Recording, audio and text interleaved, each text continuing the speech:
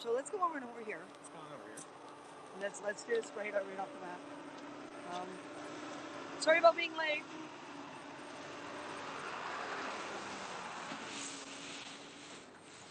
How is everyone? Don't drop it. The way you're holding it, you make me nervous. You'll make me nervous. There we go. Yeah, do we need the camera? Here we go.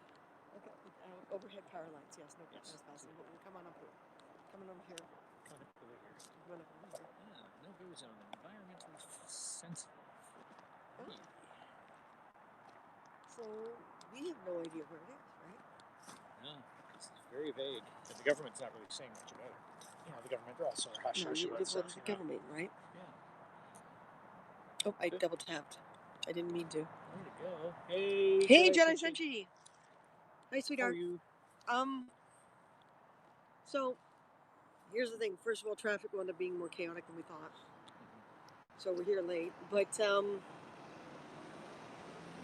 we wanted to do the Trans-Canada basically path has got a number of native points along the walk that are all trade route related. So we thought we should start with something a little more spiritual or native village type thing, or because Toronto, most of these things are completely disappeared.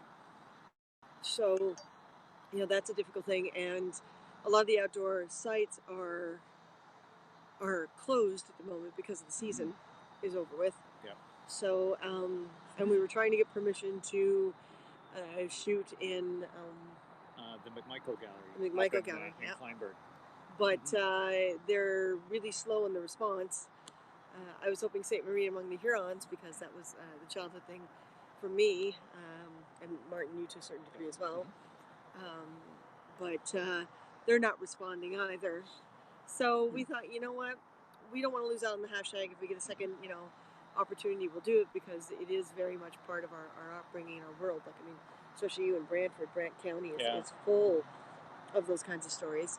But cat on my lap and I can't get up. Salutations, Nico. Hey, how are you? Well, cat, keep her there. That's right.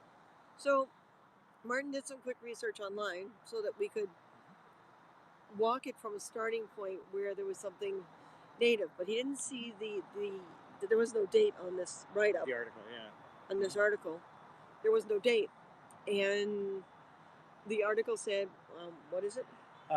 Basically, they got a. I did the Huron one as well in elementary school. Yeah, same rate like the Hurons. Yeah. Basically, somebody had unearthed some signs and remnants that there had been a native village in Mississauga. Like, there's been plenty of them, but this one intersection where we are right now, it's a former residential space. So it's in and around this area.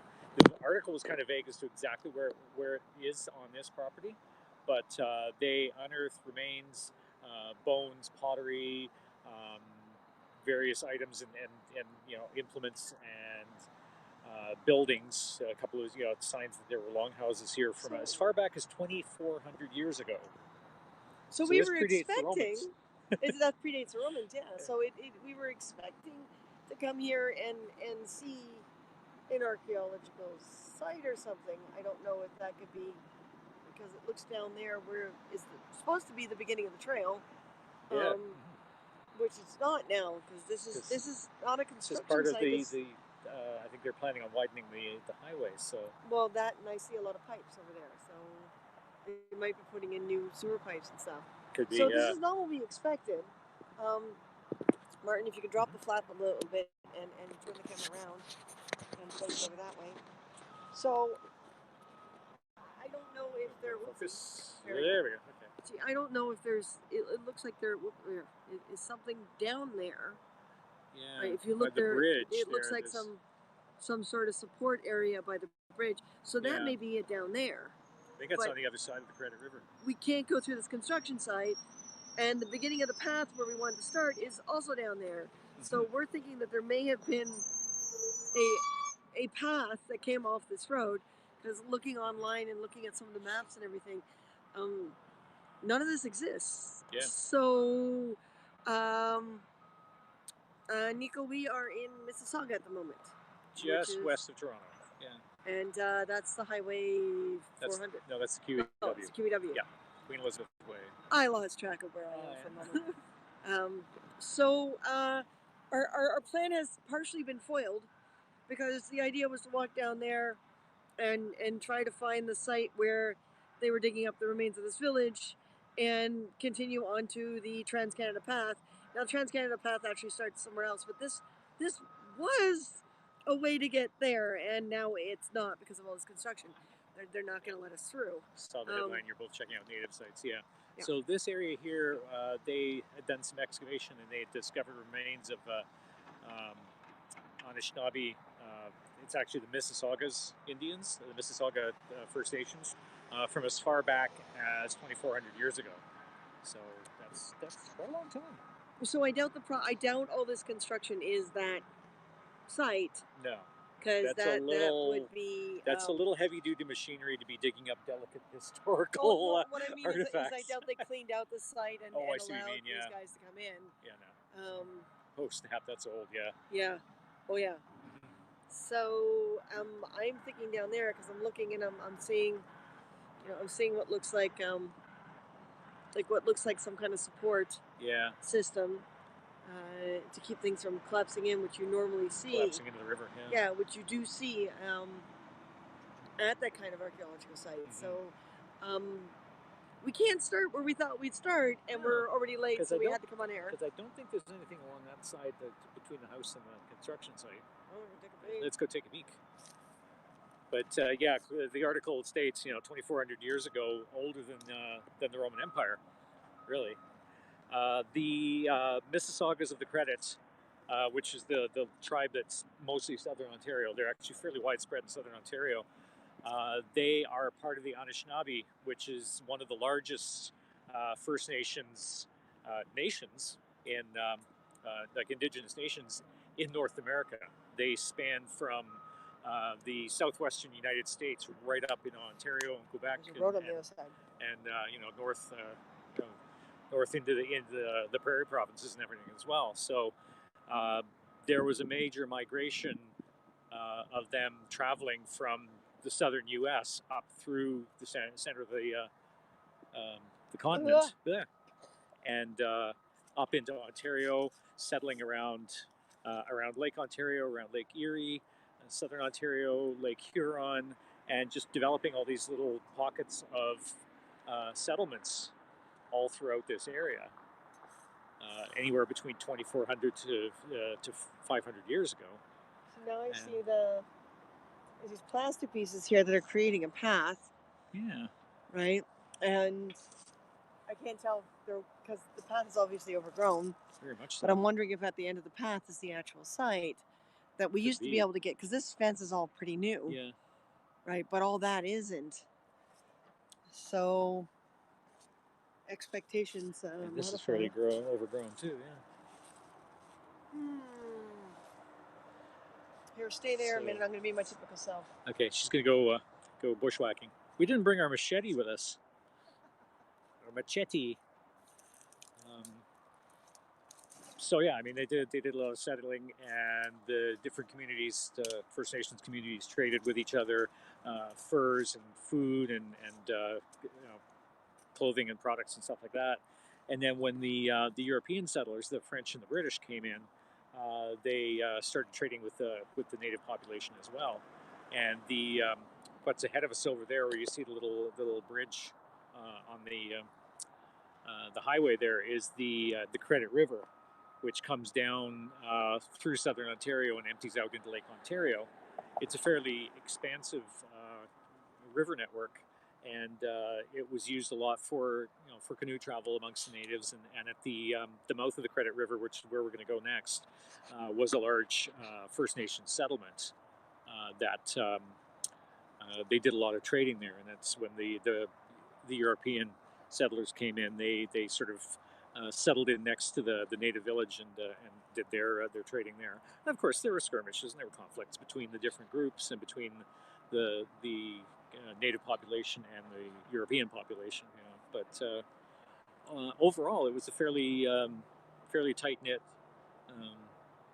amicable relationship between the natives and the Europeans.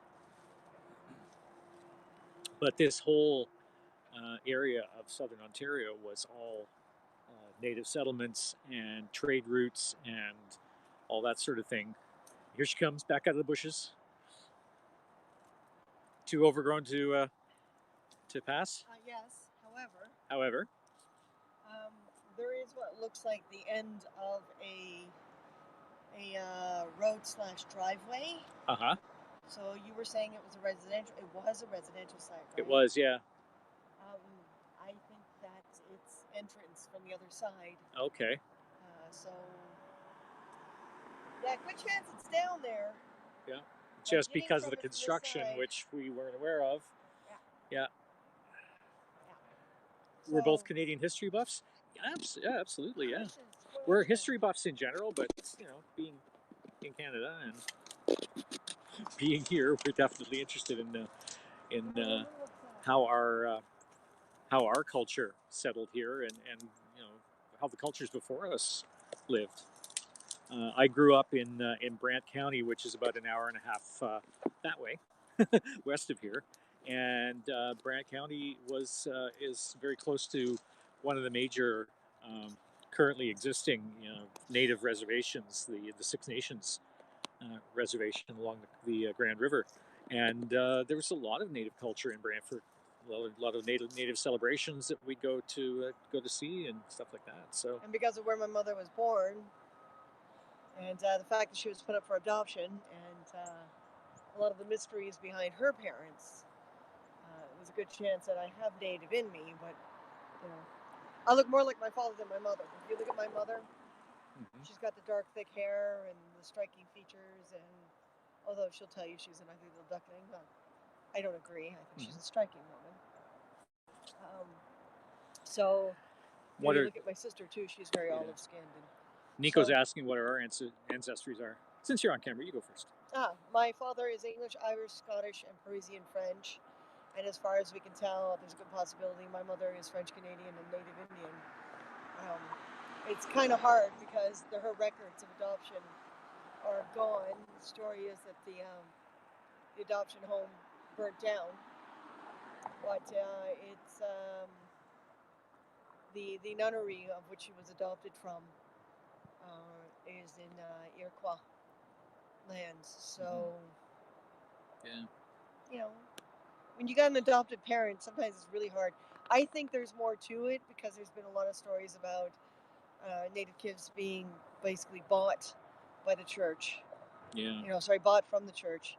So, illegally separated from their parents type thing. So it's really hard to tell anyone born in that time period or, that would have been about a couple hundred years. Late 40s, mid to late 40s, right? Yeah, which started when the early settlers too started that kind of thing of separating the kids from, from their parents. So, it's a horrible past, but I keep thinking of one day, people keep saying, what would happen if I got rich, if I won the lottery? Well, number one, I'm hiring an investigator. Because the problem with Quebec is a lot of the records of this kind of stuff are sealed. Sealed or missing. So it's not an easy thing. It's not like Ontario where you can walk in and get someone's birth records and from an adoption home, no big deal. To a certain degree, of course. But when it comes to that part of the country, there's a lot that's sealed, a lot that there's it's not as Freedom of Information Act doesn't really apply as well in that province. You would think it's almost its own country. I think Quebec does think it's its own country. Oh, they do. I was there for a little while. When I was in Ottawa, I spent a few days in Gatineau, and that was they totally failed, different world. They have failed so much from separating from the country because, quite frankly, not only would they put a hole in our great land, but it would be really expensive to buy crown land off the Queen in order to be their own country. So they can't afford it. So they just kind of, you see it on bags of chips and all that, and pop, and whenever there's a contest like McDonald's or whatever, it always says except in Quebec. Except Quebec, Because they even have their own rules and regulations when it comes to anything like that, contests and name it. So Katie's asking, if you ever thought of doing DNA tests like they do on Ancestry.com. Yeah, but again, I can't justify the cost. We were considering what is it called, the 23andMe? Yeah, there's or something. Yeah. 23andMe is apparently more accurate. It's more money, but it's more accurate. But yeah, Martin and I have been itching to do that for years because he's technically German. Yeah. German Canadian because he was born in Canada. Mm-hmm. But your parents are. Yeah. Dad was Czech, Mom was Yugoslav. So you got Yugoslavian and Czechoslovakian. Yeah. And both him and his sister are redheads, and the whole family is short and stout.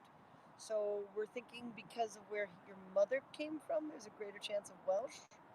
Where did the red hair come from? Your mother's side, right? No, red hair comes from Dad's your side. Your father's side, so there's a good chance that your father's it could be Welsh, Irish, or something like that, yeah. So, because the genetics don't match, really. So Nico says, my mom's ancestry is Scottish Welsh, and my dad's is Italian, Irish, Pacific Northwest native. Oh, nice! Yeah. So, folks, we can't even get at the path anymore. Haida or Coast Salish or something along those lines. So the beginning of this broadcast is going to be changed as we drive to figure out where we can hook up on the other side of the highway, down by the lake. Yeah. Jenny Senchi says, same on my dad's side of the family. The Nazis destroyed a lot of records. Yeah, well, this is true. Yeah. Mm-hmm. Paul Daly likes the hat. We both got one. So I'm going to get Martin to drive because he's already looked at the map, so he has a good idea where the park is. But yeah, we were going to go right through there. Because that's where right through where the construction site is right now. Yeah, and down that hill and along the river. Because the path starts all the way down the lake. So we were going to join the path. We were going to go through where this dig was. We were going to go through where this dig was, join the path, and then go up. It's about an hour and a half walk up to the chapel where Buffalo Bill Cody was baptized. And his family owned a chunk of Mississauga as well, which has, a connection to his connection to natives. But we wanted to end it. We found the chapel itself where he got baptized. Still exists, and apparently there's a plaque in the chapel. Yeah. It's still up. So that's where we wanted to end the broadcast. But now we can't walk through here. So I'm going to get Martin to drive because he's already looked at the map because he planned this. I told him to plan it based on where his last location was because he had errands today. And then we're going to park in a different spot and get at the path at a different spot than we originally planned, and bring you the rest of this broadcast. And let's hope let's really hope that there's no more construction or destruction in these places. Yeah. I mean, these houses. Road constriction. Road constriction. That's right. So yeah, a lot of these houses look pretty new. Yeah, they are actually quite new. This is the rich area. Yeah. Mississauga, sorry. I don't know why I started calling it Mississauga when I was younger. Mississauga? Yeah. Okay. Handing you the iPad. Handing me the iPad. Closing the door. Buffalo Bill, yes. What's that? Close the door. Cody.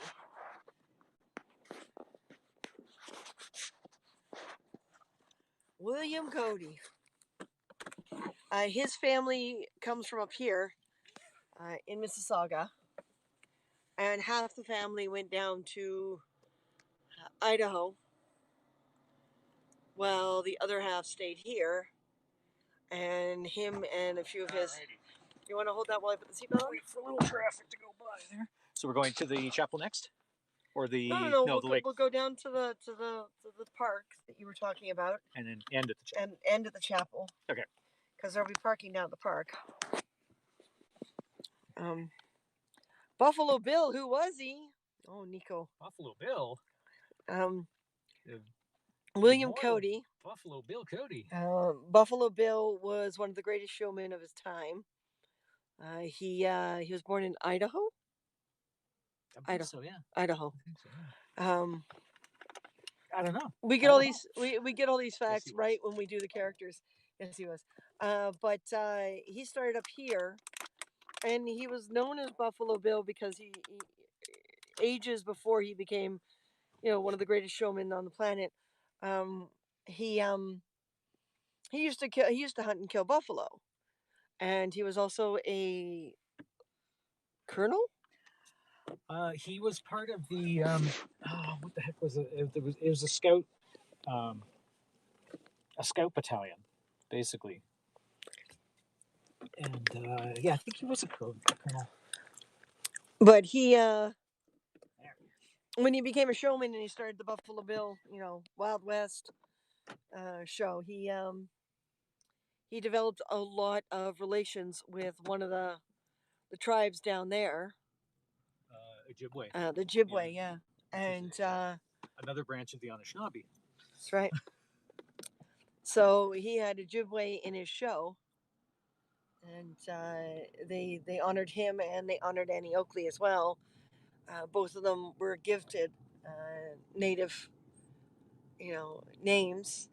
So they had their regular names and they had their native names, and they had quite the relationship with the Ojibwe people. And he stopped hunting buffalo when he realized what he was doing. So a lot of people chastise him because of his beginnings, but if you look at his ending, it's a very different story.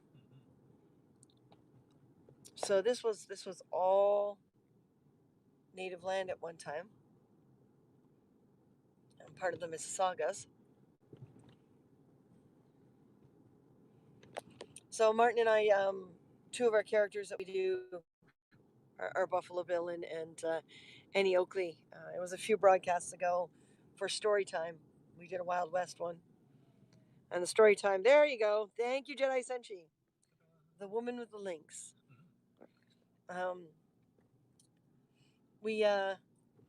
The next story time will be Doctor Who, which is kind of cool because when you think about Doctor Who, everything is history. Oh, absolutely. You can do almost anything with Doctor Who. So the 15th is the cutoff for being part of the November story time. And this time we're going to break the pattern. We're not going to do it on a Sunday. We are going to do it on the 23rd, which is the anniversary of Doctor Who. So we're going right, not left. According to this, yeah. Okay. We gotta go down that way. And then... So all this area here along the road, along Queensway, you see where this path is? This path goes further back down towards the lake as well. But there's a huge, massive path called the Trans-Canada Pathways, and it follows, in large chunks of the path, it follows the original trade routes for the European settlers and the local indigenous people. So, and it connects up with crisscrossing over the highways. You could literally walk across Canada if you really want to. Because this path, weeks, but yeah, it'll take you quite some time. But you could, if you wanted to, walk this path all the way across Canada.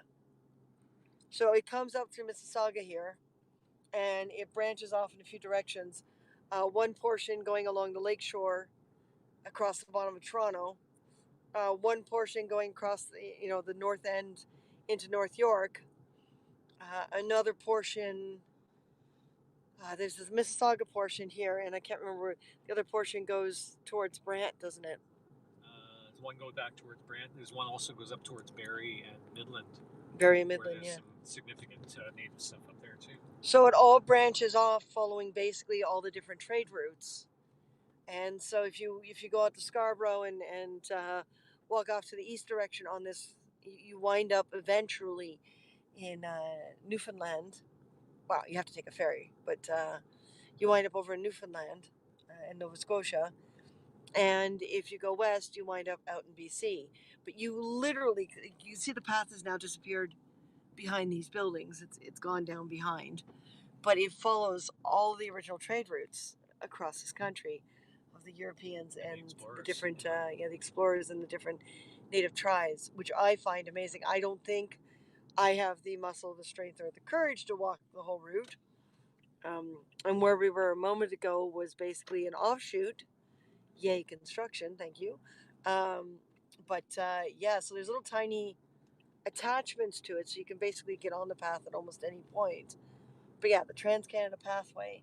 And over the last about 5-6 years, they've been putting markers along the path of history. And most of it, of course, is Indigenous history. So that helps. But I'm kind of disappointed that we're back in the car. So The sooner Martin can get us to a point where we're out of the car again. Yep. What? What? I'm looking at you like that. I am. So are they. Every single one of you. Oh. Looking at me.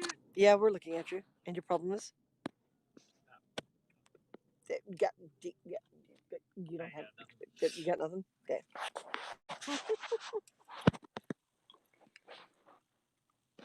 Laura Secord also has Native Indian / Indigenous people connections as well. Laura Secord was an American. We have to keep more in mind that during the War of 1812, most of us, we weren't Canadian yet because Canada wasn't a recognized country yet, whereas the United States was. So when you refer to Canada back then, you don't refer to Canadians as Canadians. They were either British or they were French, basically. Or they were Americans hiding on our side of the border. Ontario reminds me of Vancouver. And how, Nico? They are very, very different provinces and very, very different. Ontario's very flat. Ontario's very flat, yes. And older when it comes to European settlement. Because the country was settled basically from the eastern coast to the western coast. Well, I mean your area. Okay? How, darling? In what ways? So yes, there we go. Laura Secord, Jenna Senchi, quick with the links. She's more than just chocolates. She's more than just chocolates. Yes. Laura Secord was an American who overheard tactics during the war and didn't agree with it. Basically, didn't agree with her country's need to basically abolish everything. So she snuck over the border. Story goes, she snuck over the border, and I can't remember exactly which tribe it was, although the link should say, and got together with the tribes on our side and talked to them about the plans, because basically the Americans were gonna wipe everything out, so to speak. And because the Canadian side, the French and the English were working very closely with the Indigenous people to defend against the United States.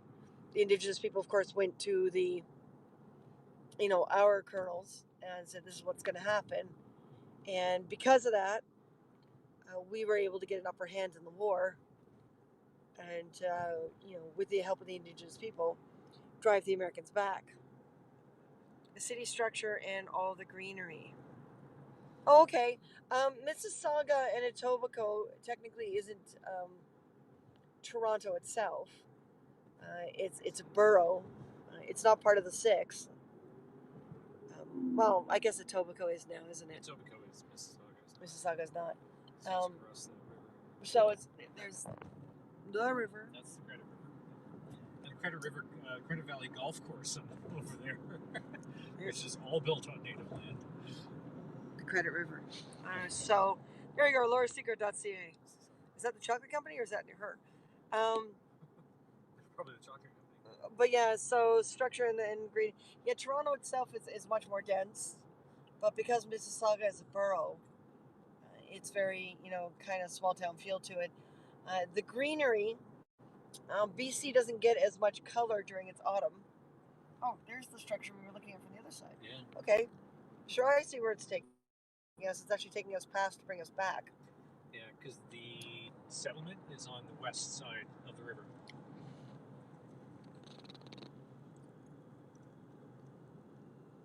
So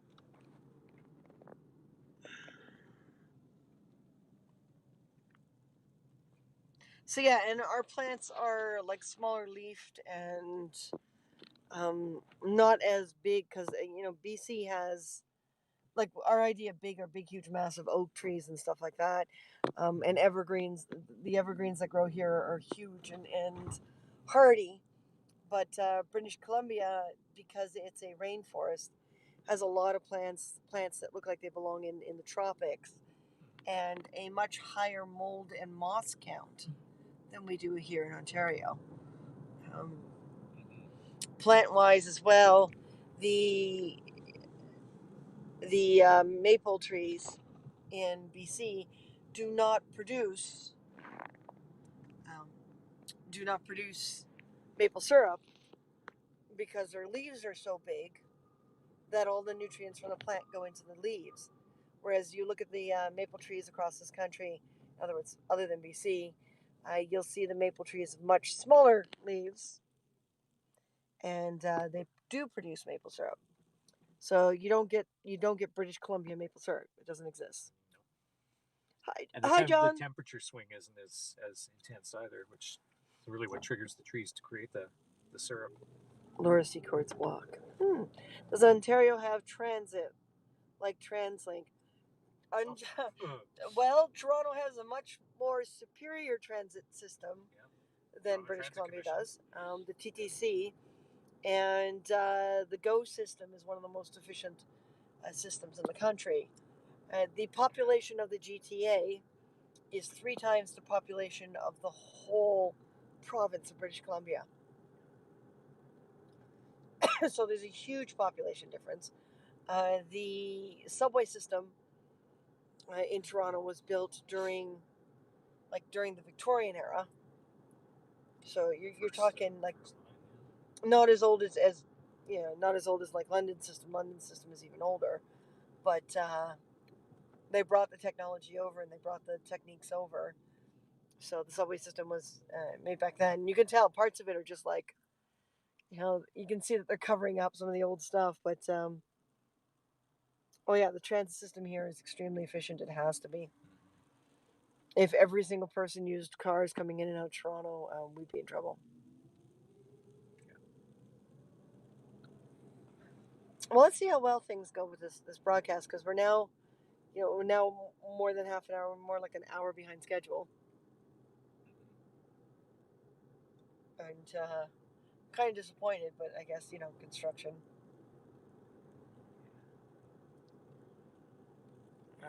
The Greyhound buses that were cross country buses no longer exist, which is a shame.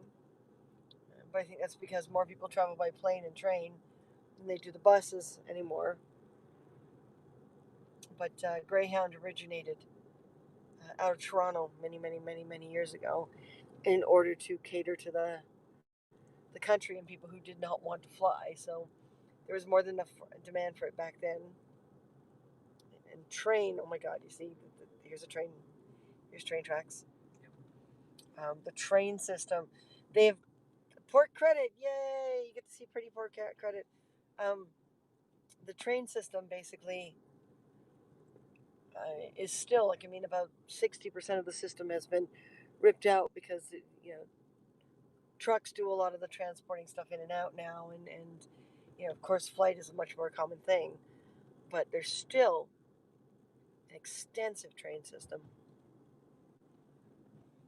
even with that much taken out. So Martin's following the directions. So basically, because of the river, this is interesting.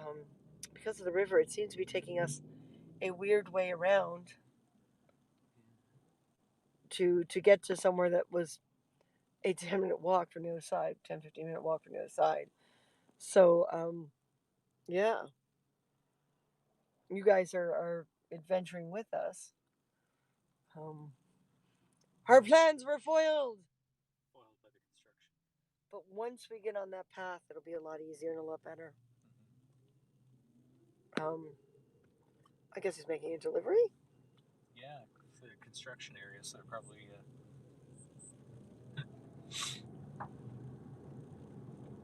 A lot of people, when they get here, they look at Lake Ontario and they're like, "That's a lake." Ontario's Superior is also massive. They're the Great Lakes for a reason. Superior is, I think, the largest freshwater lake.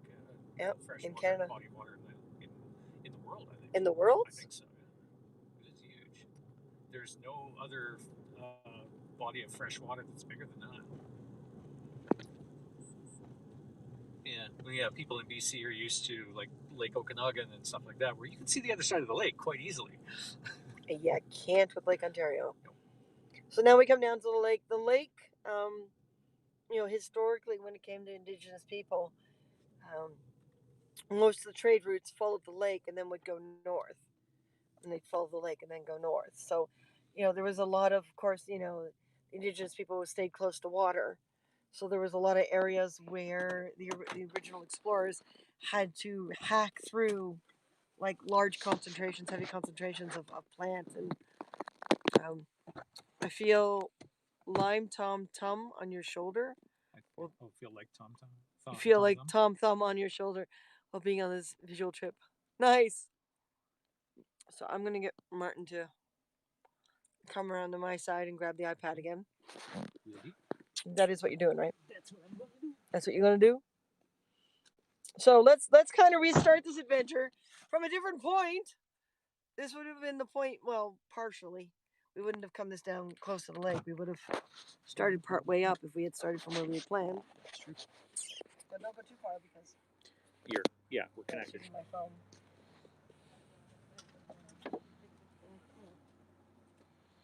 Okie doke.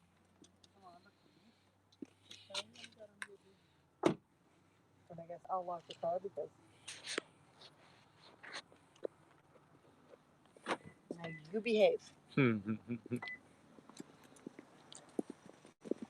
So let's see if we can find out where the plaque actually is and where the trail actually connects to. Well, you have the maps on your phone, right?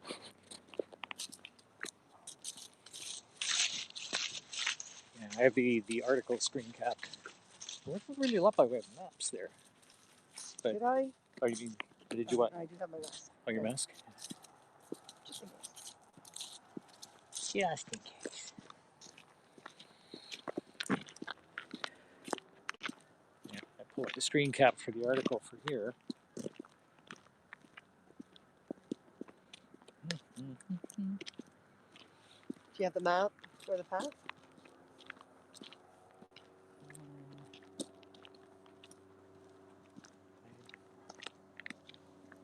I did. Okay.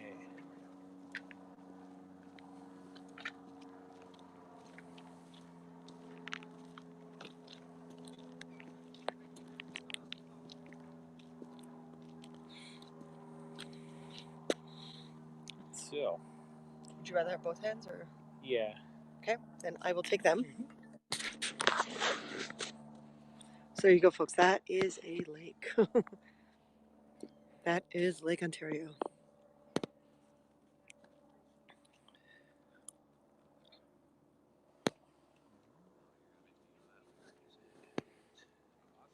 And there is a Martin. Yeah, this is the bit about the... I've never walked this end of the path before. ER Nurse Blondie, are you near Cree? Tribe nowhere near the Mississaugas. Yeah. There's the Iroquois, the Huron, the Mississaugas, and the Ojibwe. No, yeah, there's Ojibwe. The Ojibwe, yeah. And there's one or two others. But yeah, Cree would be south of us on the other side of the border, wouldn't it? Yeah, and a little farther west. Yeah, Cree is sort of Midwest America.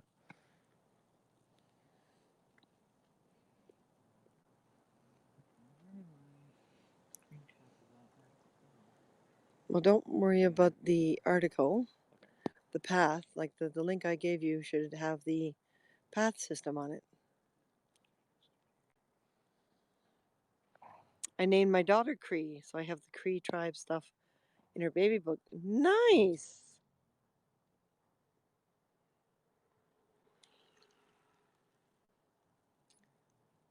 Park closes at, I think it's supposed to be 11 p.m. Yeah, it's 11 p.m.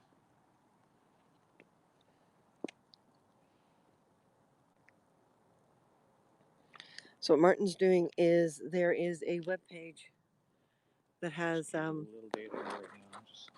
that has all the trails.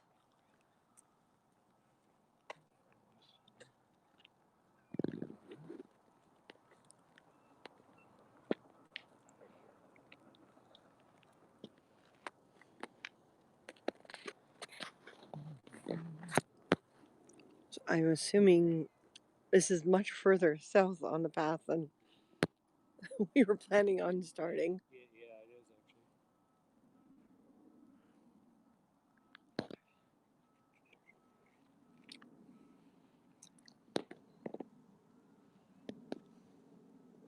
If I'm going in the wrong direction, let me know. Nope, this is actually correct. It's the correct direction? Okay.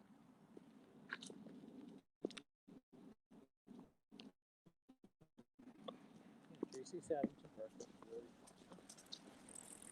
Okay, so if I turn around, that's JC Suddington Park. That's correct. Yeah. And what's the significance? Is there?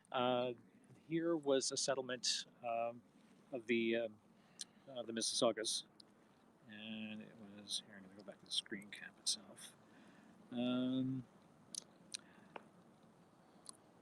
Village began as 20 dressed longhouses, including a combined chapel and a schoolhouse. So it was a combination of the First Nations and the European settlers. This was in 1826. 1826. Yeah. So that would be 14 years after the War of 1812. Yep. So and still before Canadian Confederation. That park did not always look like that. Yeah. That park did not always look like that.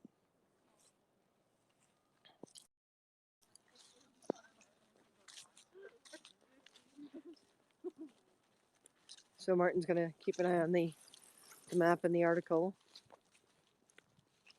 Now, there's supposed to be markers that they put in over the last 5 years. I'm hoping they're easy to spot because we've noticed that some of the historical markers that have been put in are getting buried in plant life. Yeah.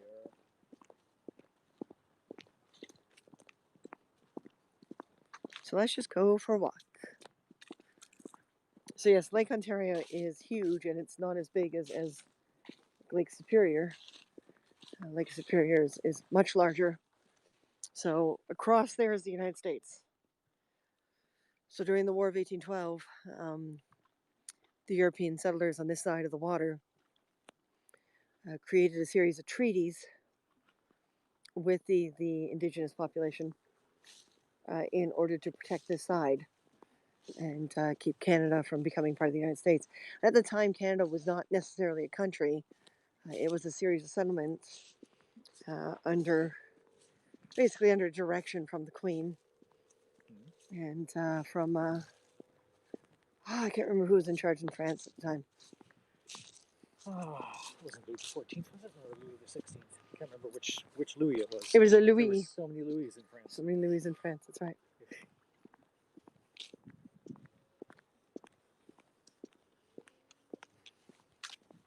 Walking along here, the trail should divert north a little bit.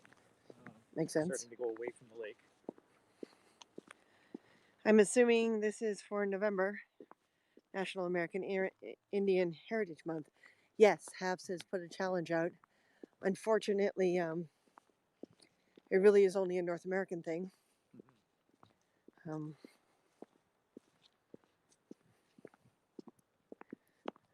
So I'm hoping that a challenge out for Europeans as well. But we were going to head up to one of the villages for you guys, but they're closed for the season except for educational. So we tried to contact them to get permission, and they were very slow in responding. So we thought we'd do this for you guys. You can see how beautiful Ontario actually is. Ontario is much flatter than BC. We don't have the big mountains, but if you drive north enough, you wind up into a whole section of the country called the Canadian Shield, which is mass areas of rock. Yeah. Look at that, isn't that pretty? Yeah. Thank you for doing this. Oh, you are so welcome. We need an excuse to get out. Look at these. Those are very fluffy. Those are very fluffy. Isn't that beautiful? Quite the juxtaposition, this fluffy wildlife and plant life on the other side of a chain link fence, and construction towers or trains in the distance.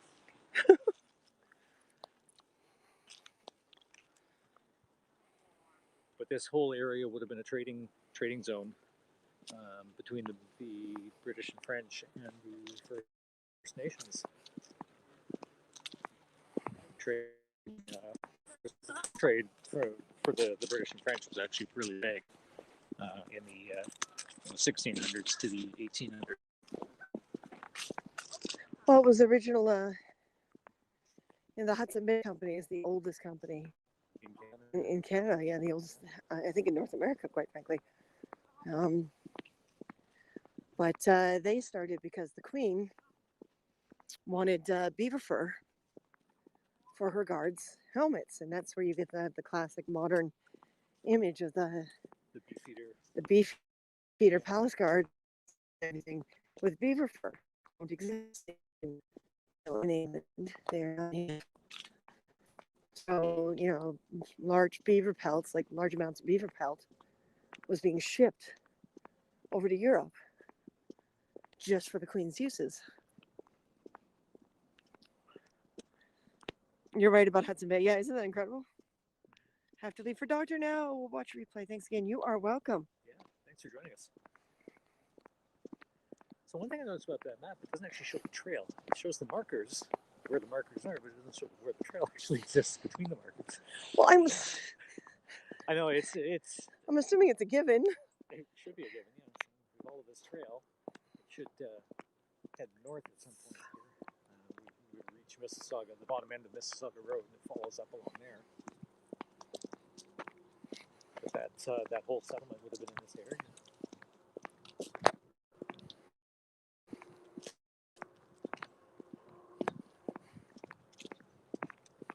So you just envision this with First Nations longhouses, basically made out of wooden poles all bent into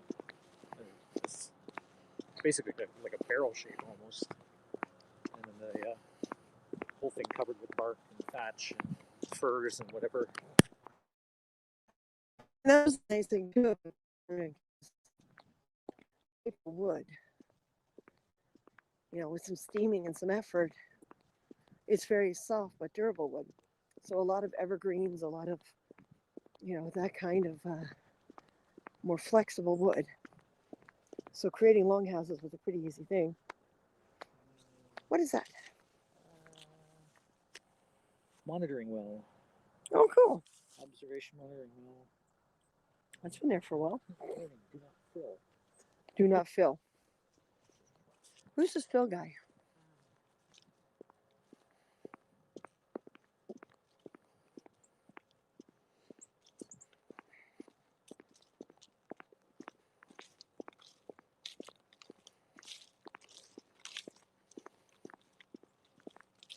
No, and that's the thing too. When you make things like arrows, if you look at a slow-mo and the way they fly through the air when you shoot them, they've got quite a bit of flexibility to them. So you can make them from almost any kind of tree. However, you never want to make it from trees close to the water, because the wind's coming off the water, especially a large lake like this, or the ocean in many cases. The wind affects the grain. You're popular tonight. All right. Oh, it's the air nurse. Hey, how are you? Got my call rejected. Oh, did you tap it twice? Oh, I didn't. On purpose. I did not.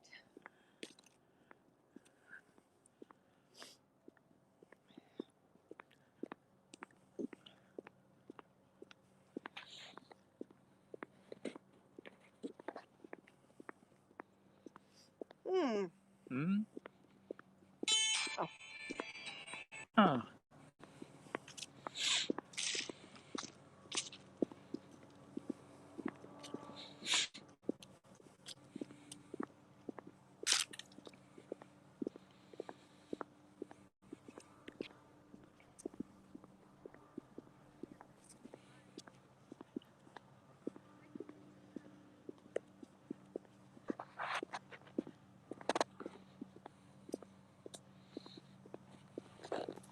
All right. I'm going to try not to answer if I'm on here. Mm-hmm. Turn your ringer off. Yeah, that's a good idea. That's a good idea. Otherwise, you're buying the beer. I see. What beer? We're getting beer? I don't know. You know what we're missing? What are we missing? Our tobacco. Our tobacco, that's true. So it's a very native thing. One thing in Brant County, there's a huge tobacco trade there.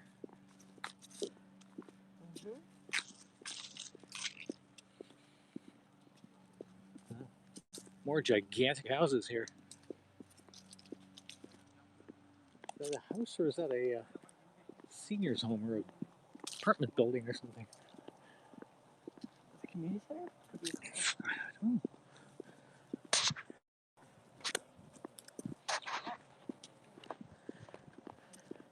So, let's not get hit by any bikes. Good idea. So we're about to, the trail is about to take us north onto technically a road. Yeah. There was a time where parts of this trail were not roads, but unfortunately what's happened is there's a lot of private residences that have been built right along the trail over the years. And it's cut the trail off, so normally we would still be going Along more the or lake, less yeah. west.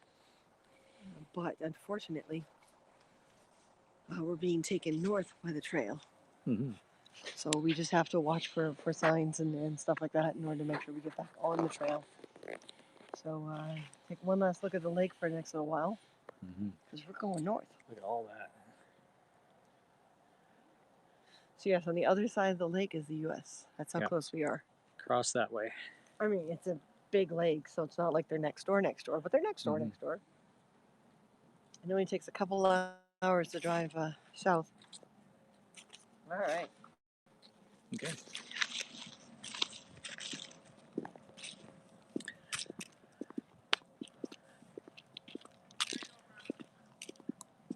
There you go, waterfront trail. Rhododendron Gardens, Lakeside Park, waterfront trail. So. All right. Okay. Do we? Let's go.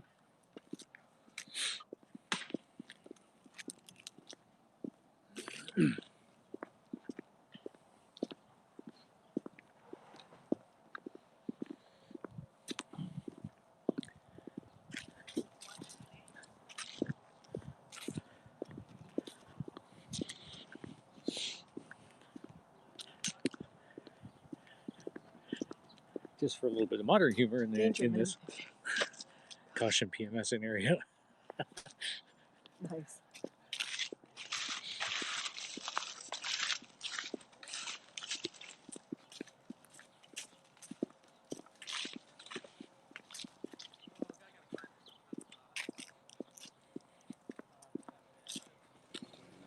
So you can see the province has put up a number of signs in order to direct us. It's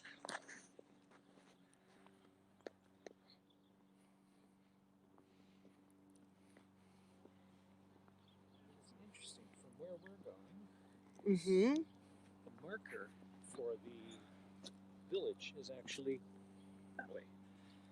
We're sure? Yep. Okay. Mississauga Road.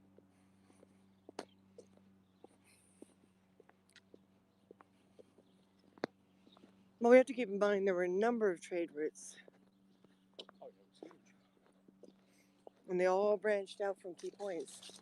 Especially since the English and the French were always fighting with each other over who has the right to what.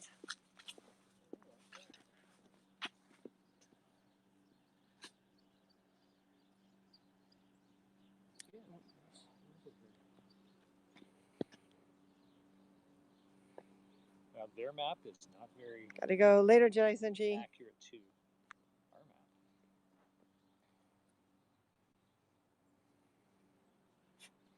Okay. Yep, keep going that way. You sure? Yep. I think Orton's just out to exhaust me. It's too exhausting.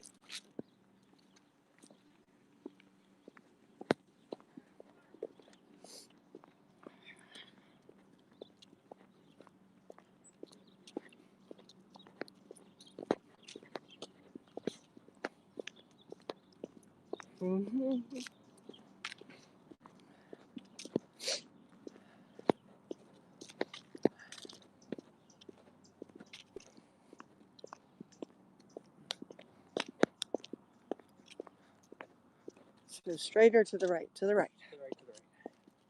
You can see where it is? Okay. Now, those of you who were around this time last year with us, where we lived, there was also a series of schools and buildings that were part of the indigenous people and European education combined with native culture.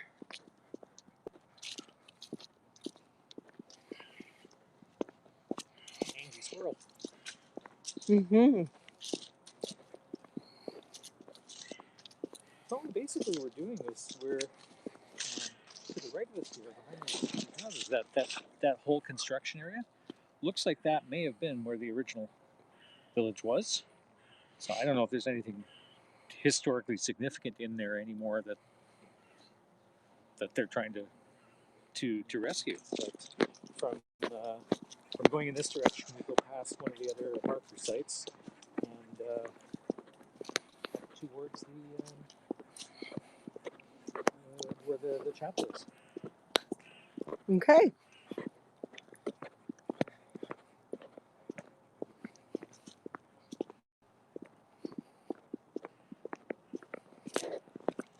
Oh, Canada. Nice winter roses. What a random piece of stones and granite. And stuff, yeah. That's kind of cool. Granite and marble. Can't be easy to shovel. But looks cool.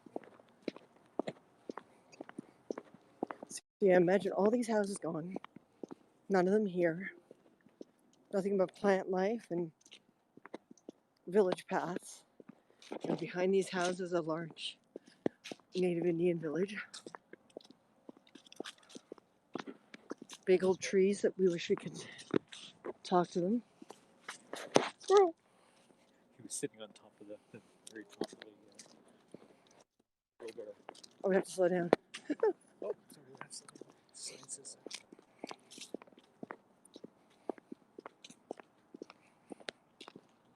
And you don't get as much. Don't you dare push me in. I have an iPad in my hand. All these leaves. 34 years ago, you didn't have an iPad. No, 34 years ago, iPads didn't exist.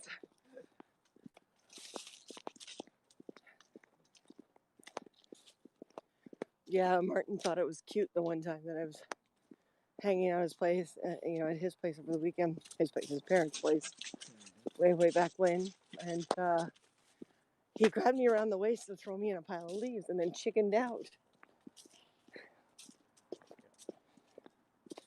My brain suddenly went, I'm being too forward. We haven't really started dating yet at that point. So. Nope. But you know me, right? Yeah. Well, you didn't know me then. I didn't know you that much then. No, you didn't. Just like I knew you now. That's true. You know, sonically now. What? In the biblical sense.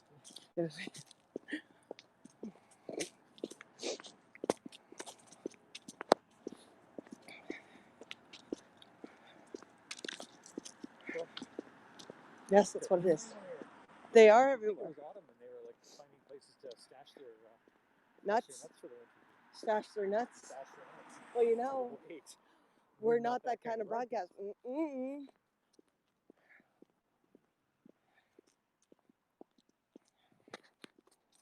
Sorry about the shakiness. Walking does that. And sorry about the much earlier than normal time. We figured we wanted to try and get some of this done during daylight. Daylight. It'd be horrible if you're walking along and say, yeah, so in the darkness over there, you can't see it. Although we're still saying, in that construction site over there, you can't see it, but... That was disappointing. We're sorry, guys.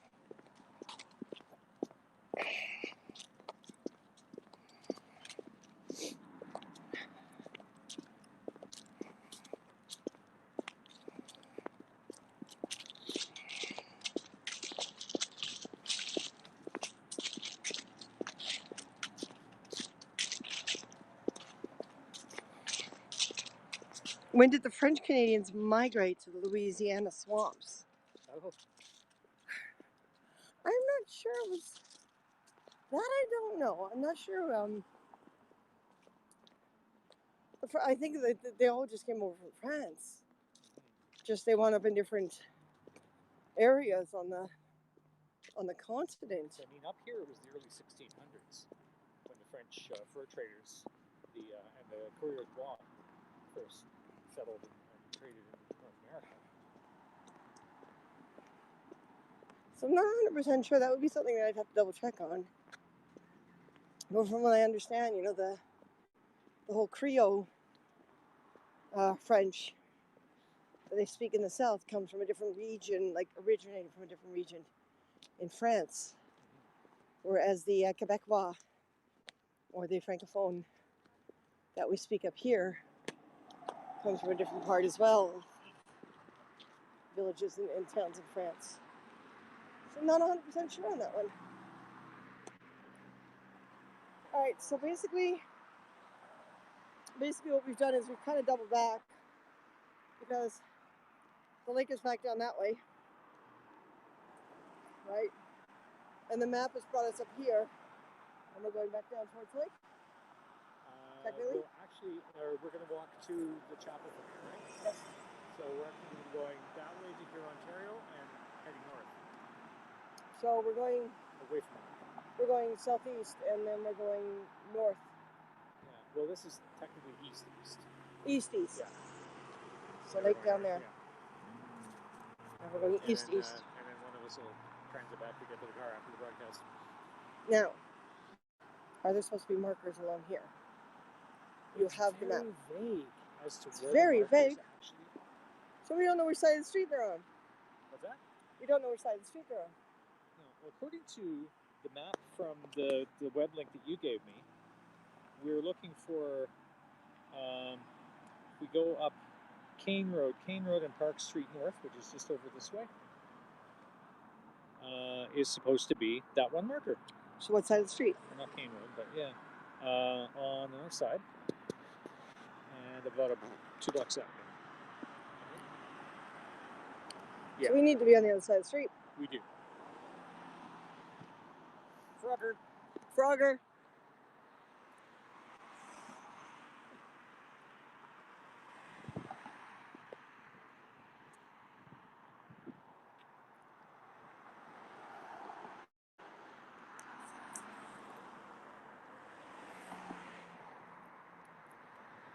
Oh yeah, this is going to be successful. I said, oh yeah, this is going to be successful.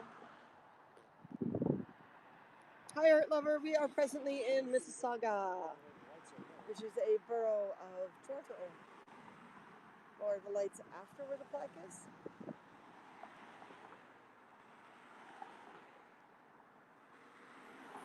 Oh, I see a red flashing hand over there. Looks too busy to run across. We'll get there. Port Credit. Yes, we are very close to Port Credit. Very, very close to Port Credit.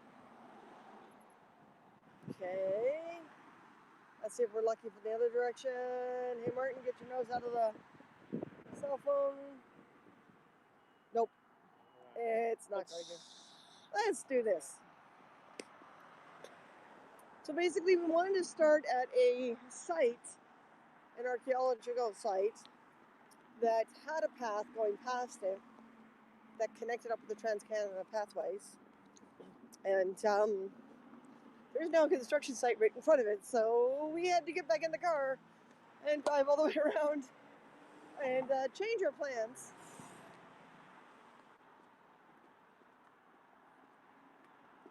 Just a little.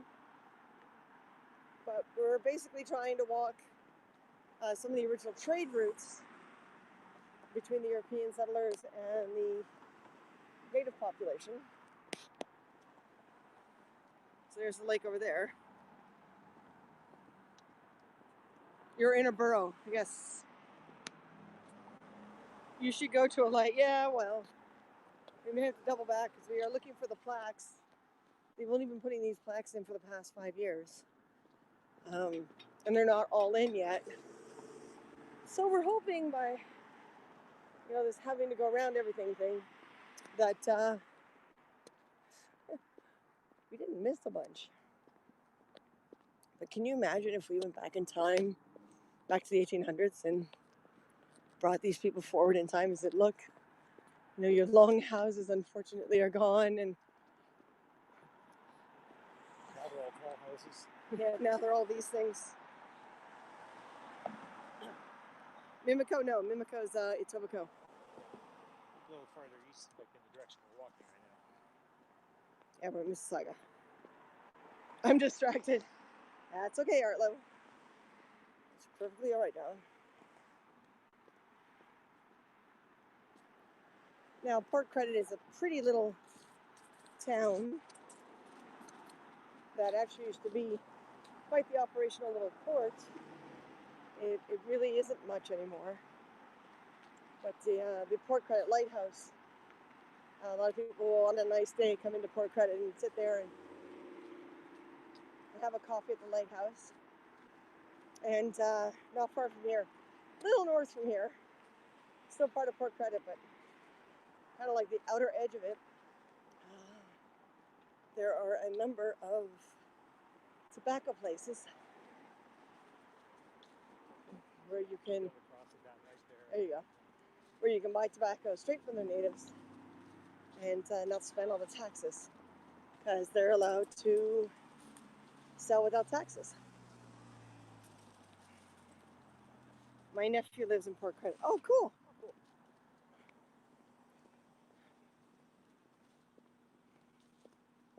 Now, according to the map, the plaque for this particular area is on the other side of the street.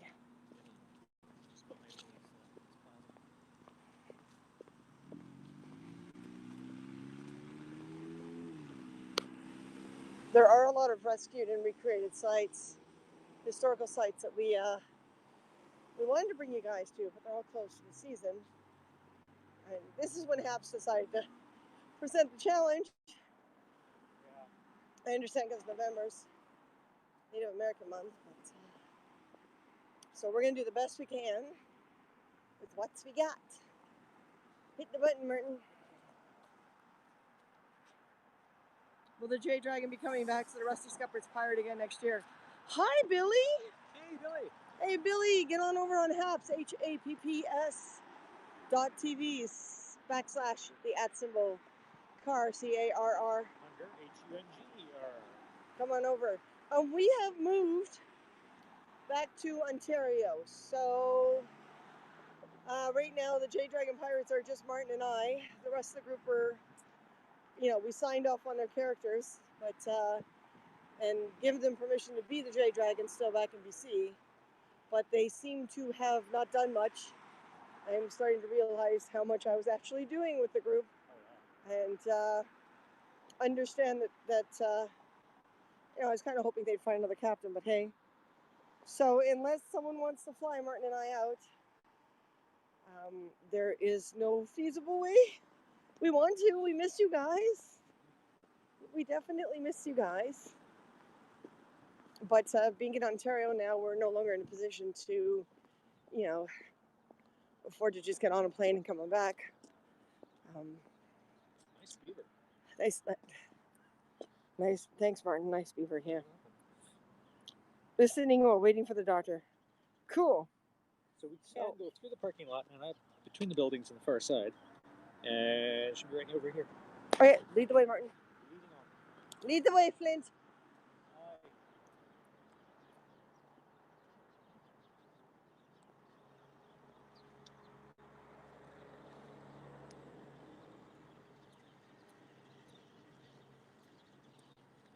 So I'm gonna follow right behind Martin. Great shot of his back while he walks funny.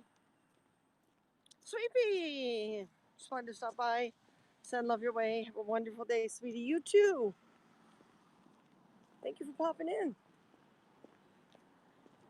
So this is the newer part of Little Port Credit, with the little strip malls, the bulk farm, Loblaws, you know, big deal.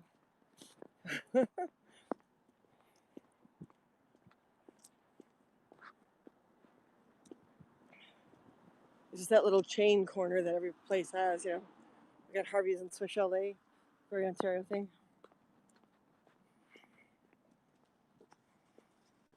Thanks, hon. Love the broadcast. We'll catch the replay. You got it. Sweet Pea. Remember Sweet Pea? Seeing a few people from back then. Yeah, from Periscope, yeah. From that place that will not be named. What? Oh. You're kidding me. Martin's going to go be a scout. Which is also historically right. There's a fence that wasn't there before.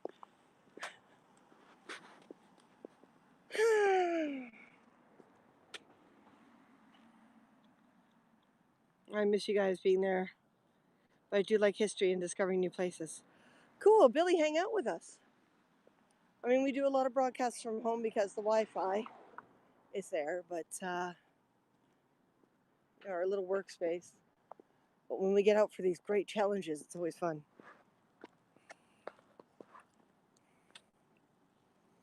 Martin's looking at the map and going, why is this fence here?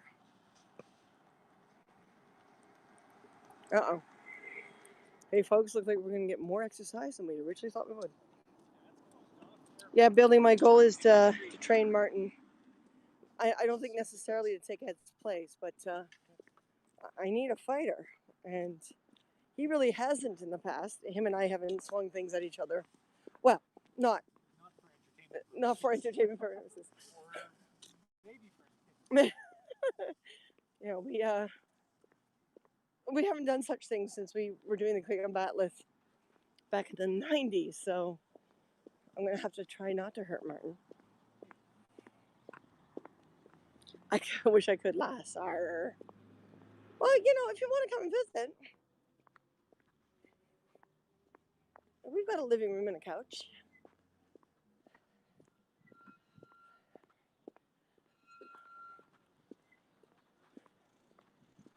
Come and hang out with us. The fence doesn't exist in the aerial shots. The fence doesn't exist in the aerial shots? Okay. Is there no hole in the fence? Is there no hole in the fence?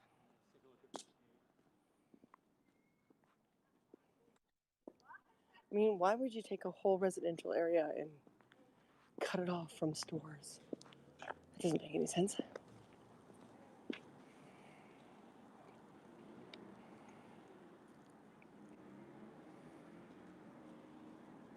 This area was probably a lot simpler when it was all native. Lot simpler. There wouldn't have been borders. Mm-hmm. Although some of the First Nation villages had quite the wooden fence structures around. Well, that's true. But they didn't have their shopping outside. Well, trading posts.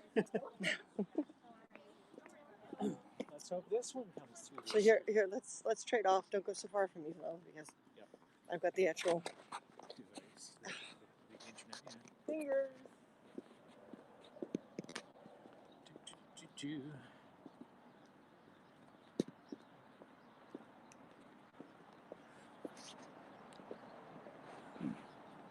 And now we find out if this goes through. What? This is crazy. So we actually have to go back onto Lakeshore here. Lakeshore Road. And around this set of fences to get to the... Why would you put a fence between shopping and the people who want to shop? I know, yeah. Resilient birds. Oh yeah, check it out. Little nest tucked in the bee. In the bee for bird. Bee for bird, yeah. They know how to spell. Alright, let's see what it gives here. This is just... It's nuts, I tell you, nuts. Wow, 72 acre Master plan community. community. Bright water. Look at this. That's it. The buildings in the one shot. Here, let me see if I can zoom in on this. Looked like some kind of a hive, like a giant termite's nest. So many vehicles passing in front, changing the focus. Look at a giant termite mound. That is weird. Strange things.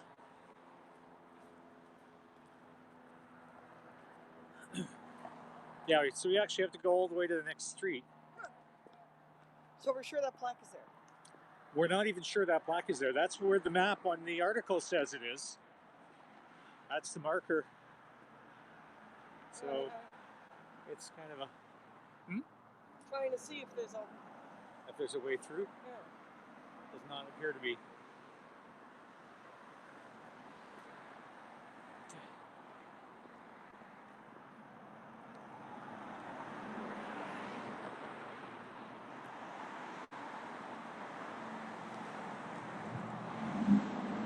I mean, we're virtually very sci-fi buildings. Yeah, they are. Hello, Judith. How are you? Does this go through?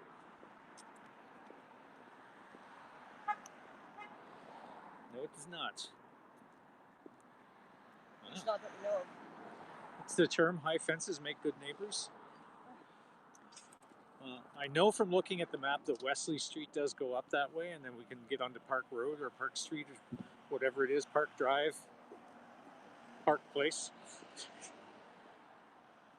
Oh, he said we're going to get our exercise. Yep.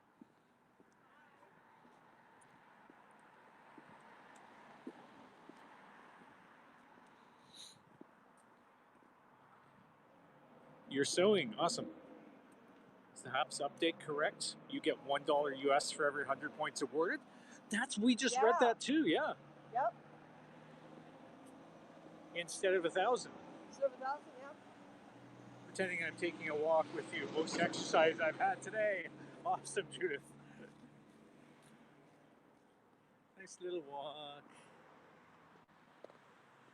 And then if and when we find that little plaque, when we come back, we'll continue east along Mississauga Road to here, Ontario. Or sorry, not to here, Ontario, to Kothra, and then up to where the chapel is. And that's about a 1 hour walk from here. Wow, okay. I assume there are markers along the way? We're assuming a lot.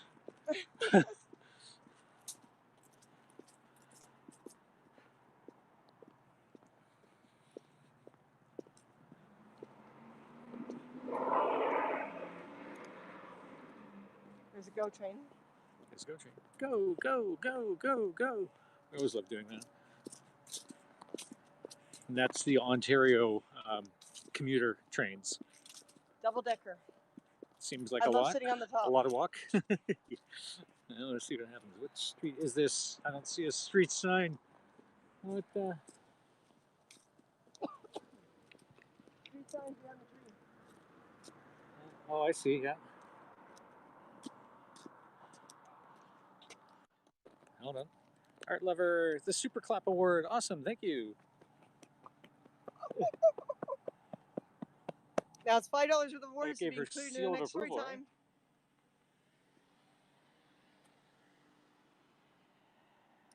So guide me, Muffin. Up one more block. Hard Hope is not my stomping ground. Yeah. Maybe Port we should have Credit. taken a Port Credit. Sorry. Yeah. Maybe we should have taken a drive out to Brantford. To Brantford, yeah. You know that down the area. The Six Nations Reserve. Mm-hmm. Because there is that one site with the longhouse. Well, are they open? I don't even know. What time is your job interview tomorrow? It hasn't been set yet, so I'm going to hear about it in the morning. Okay. But yeah. Hi, guys.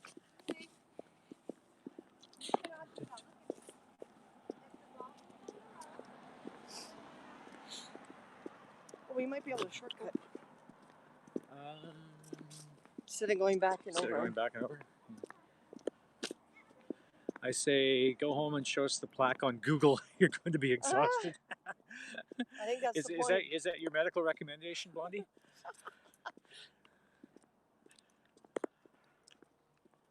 Come now. This is it. We want to. It's been a long time since I've walked this much, but I used to all the time. What a beautiful house. Oh wow, this is very nice. missing a section of railing up top. Mhm. Oh, I see it leaning against the wall of the. So it's possible they just had to have something. Yes, I highly recommend. It's possible they had to move something large up to the second floor. See, now I miss having my custom inserts for my feet.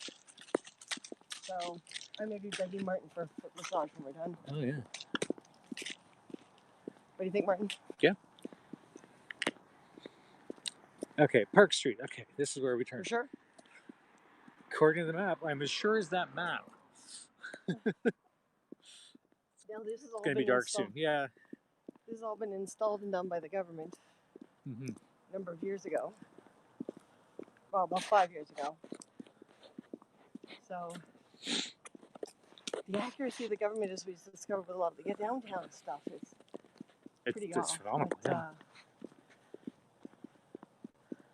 there's a lot of bigger buildings downtown to make it easier too.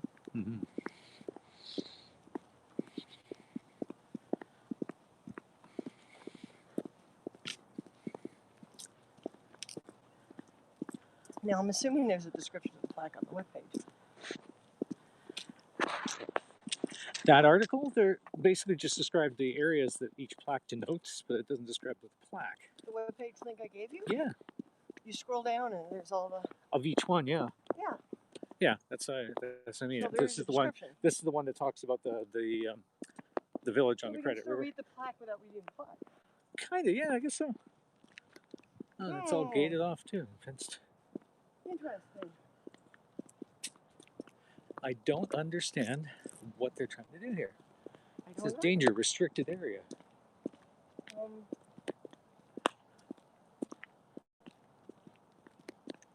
Interesting. Oh, I think the government is fooled with us again. Interesting, yeah, because there's no sign of a plaque anywhere.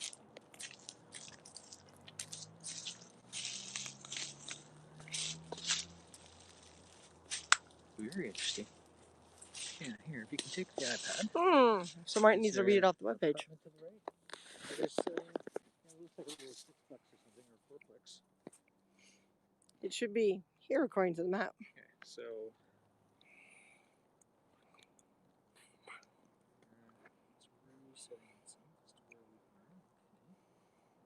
So this is where we currently are. Park Street West, the little end of Park Street West, right, off of Wesley Avenue. And if I go to the article on the webpage... Yeah, that's where it says it is. Park Street West, and this is Wesley Avenue. Okay, so what you need to do is... Oh, but it looks like it's on the other side, though. That brings us to number 11. Okay, so what's it say? This is the one where I screen capped it, so before I use too much data. In 1826, the government built a village for the Mississaugas on their traditional lands on what is now the upper portion of the golf club property overlooking the Credit River Valley. The golf club is way up that way. Yeah, it's the golf club up there. The village began as 20 dressed log houses, including a combined chapel and schoolhouse. The Mississaugas of the Credit Mission buried their dead at an unknown location under the present golf course, which could be the location that was recently found. The Credit Mission village prospered, and by the late 1830s there were nearly 50 houses with some 500 acres under cultivation. In addition, they owned and operated 2 sawmills and a schooner. They were known as the Good Credit Indians due to good business practices, and the site took on their name. Settlement pressures and an inability to secure title to the lands they occupied led to the Mississaugas moving from the Credit Mission village in 1847 to their present-day location in Brant, Haldeman County, which is where I grew up. Beautiful color changes, yes, and there isn't this much color change in BC, so that is one of the nice things about being back here is the amount of color change.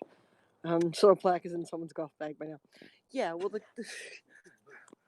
the map has... Yeah, the map has the plaque here, but the golf course is up there. By quite a bit. I'm thinking we should have done this broadcast by car. I think so. Well, why don't we go back to the car?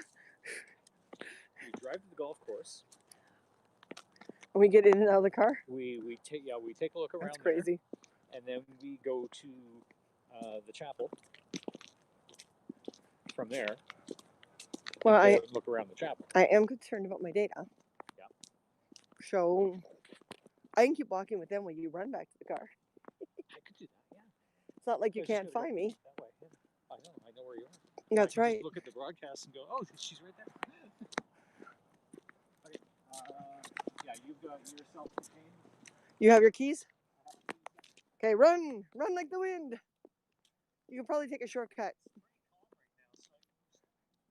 No, because 3-hour data plan broadcast. I love you guys, folks, but I concur. Thank you. Yeah, it seems the government map is completely out of whack. We wanted to walk the trade route with you guys. We really did. But it seems to have flaws. Because we figured it would also keep us on the Trans-Canada route. We didn't think it would bring us this far off. Because technically, Trans-Canada route is down there a little way where we were. And it goes up that way. So that's crazy. I know. Canadian government, right?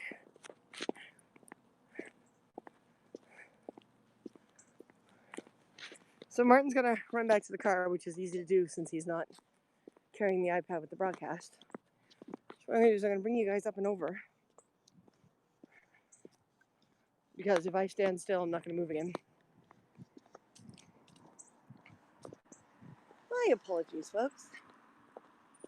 And of course, we're losing light, which doesn't help. Yes, I didn't mean you.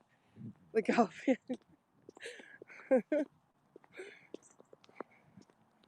Yeah, well, last week I had to make it to one of the GO trains, not here in Mississauga, but back in Etobicoke. And the map had me going down to what was a dead end because, again, there were constructions. It looks like there's some work here, too. In getting over the tracks, they're trying to get rid of all the, or at least as many as they can, they're trying to get rid of the level crossings because too many people get hit and too many cars are smartasses. See, this car is slowly driving up to here, so it's probably the same situation. Because normally you would have a level crossing and the train station's on the other side. So you would, but now they're taking all these level crossings and turning them into, either underground walking, which means the cars cannot, or above ground little bridges. So, yeah, all that's been disturbed. I guess COVID, everyone gets all these lockdowns. Very few people have been out for the past 2 years. They're taking advantage of this, but the information on all the web pages is so inaccurate. Have you ever drove over the Mackinaw Bridge? The Mackinaw Bridge. That's between what and what, honey?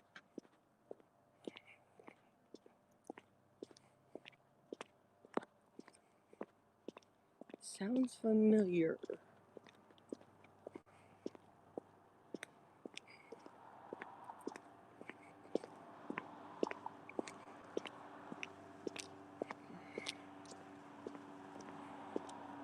Connects Upper and Lower Michigan.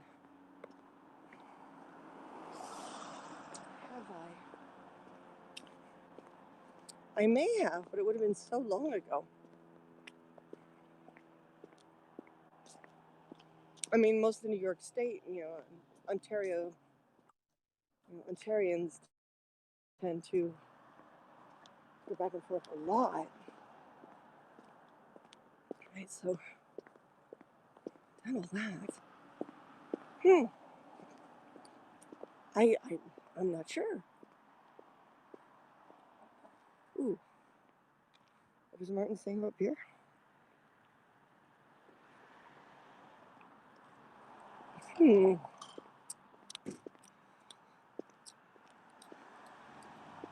Beer.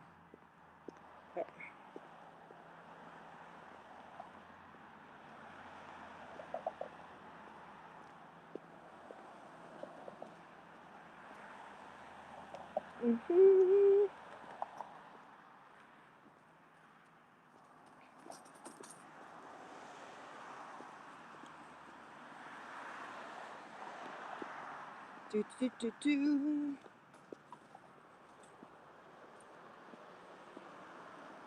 So this is Mississauga Road.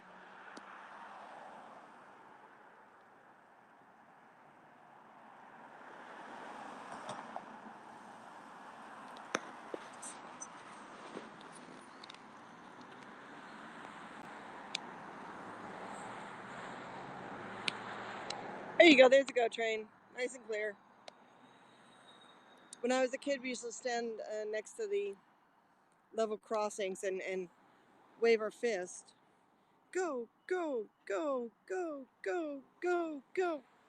Yeah, me and my siblings, we were interesting. So that green, those are the newer cars, and those are the older cars. I like the color of the older cars, quite frankly. I don't know why they switched to that lime green. We're in the exam room now. Thanks again for the tour. Love stuff like this. Cool. You are welcome. But yeah, I don't know about this kind of lime green. To me, it's not green. You love trains, yay! So do I. Planes, trains, and automobiles. Throw some horses in, you got a happy Chris.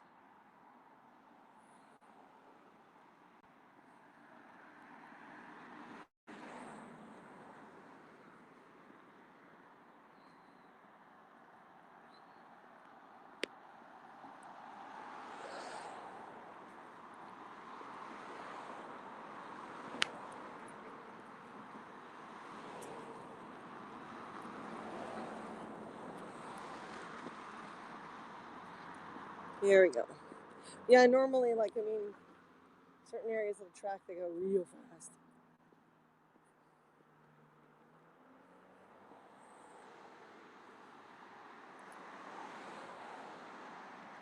Mississauga Road Scenic Route, and you've got this little underpass here.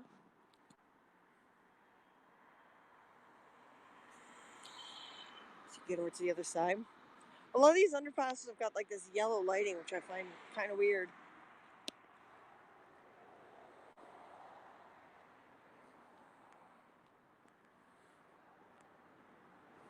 So this is what they're doing with a lot of level crossings, but it means that cars will not easily be able to get through. But there's some stupid people. It's those, those crappy people who make it worse for everyone else. Oh, I hear a train above me.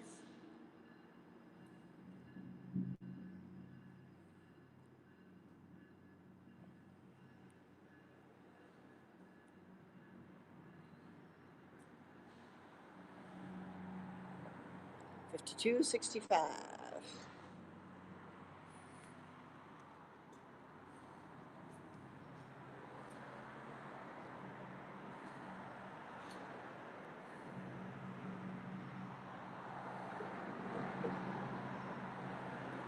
$232. Does anyone understand what that is? This train is a 232. When you hear people referring to trains by numbers, it's the clusters of wheels. So you can see there's 2 pairs in the front. There's 3 larger ones, and those are your drive. And then there's 2 in the back. So, hello, Stanley. Are you on Mississauga Road? Yes, I am. And you look at this one here.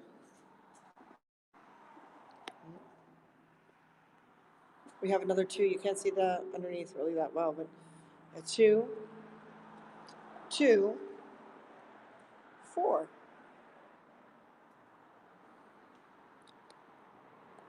So that's how you determine the strength of the engine, the maneuverability of the engine, the stability of the engine, etc., etc., etc. Ah, Stanley, you're from Montreal or Montreal. Hello, Montreal. Bonjour.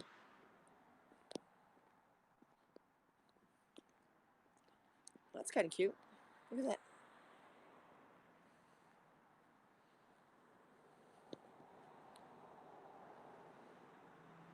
Look at that. That is awesome. I used to have an old bike like this. Mine was blue. It had the big crest on the front. Mine was a lot heftier.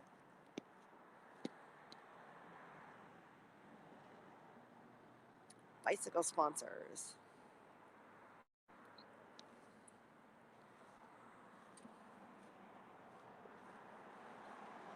So yes, imagine all of this was tribe land.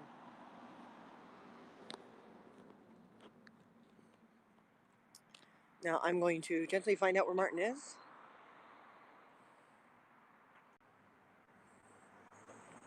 Hey Siri, call Martin Hunger.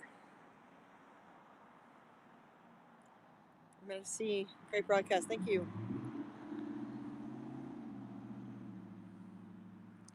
Just checking on your status. Back at the car. Woohoo! I am presently at Mississauga and Kane. Kane. Kane. I just went under the train tracks in one of these new underpasses.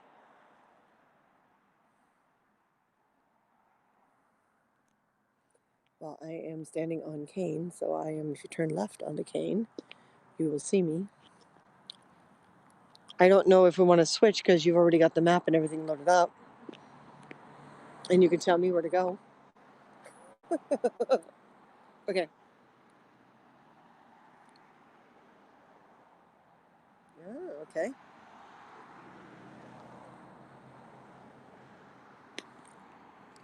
Thank you, Stanley, for the Peace Award. Peace out. Peace out. The Peace Pipe Award, yes. But you left your pipe behind.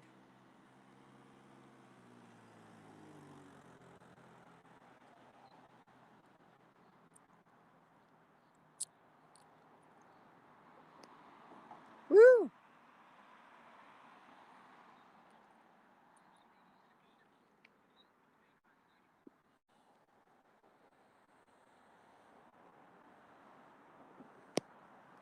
And we got a sliver of moon for those of you in North America on the 19th. I think it's between roughly 2 a.m. and 4:30 a.m. We are having a almost complete eclipse that's going to last about 3+ hours.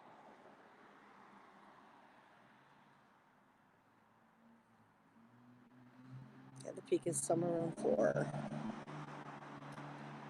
So we're waiting for Martin because the government map for all these locations, all these indigenous locations, does not have the pins accurately placed. So we are going to give up on some of them because we're losing light. And we're going to drive to the ones that we can get to easily. Just have cigars from Cigar Chief, no pipe. Yeah, I've got a few cigars from Cigar Chief from my last drive to Ottawa. And Martin smokes his pipe.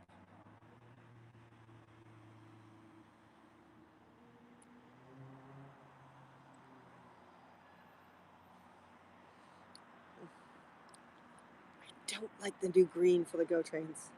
This is the original green right there.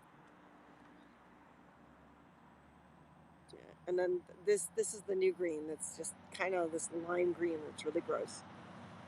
Nice. I love how Martin's talking in my ear like you guys can hear him.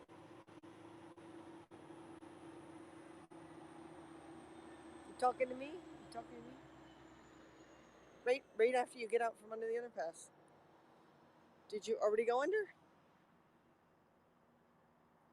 Then I shall see you very, very soon. Nice. There you are. There you are. So we're going to switch because Martin, while he ran back to the car, has done all the research already. So. Okay. Grab him. All right.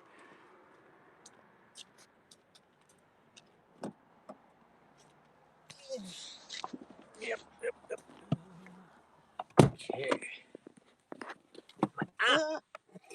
And she knocks my hat off.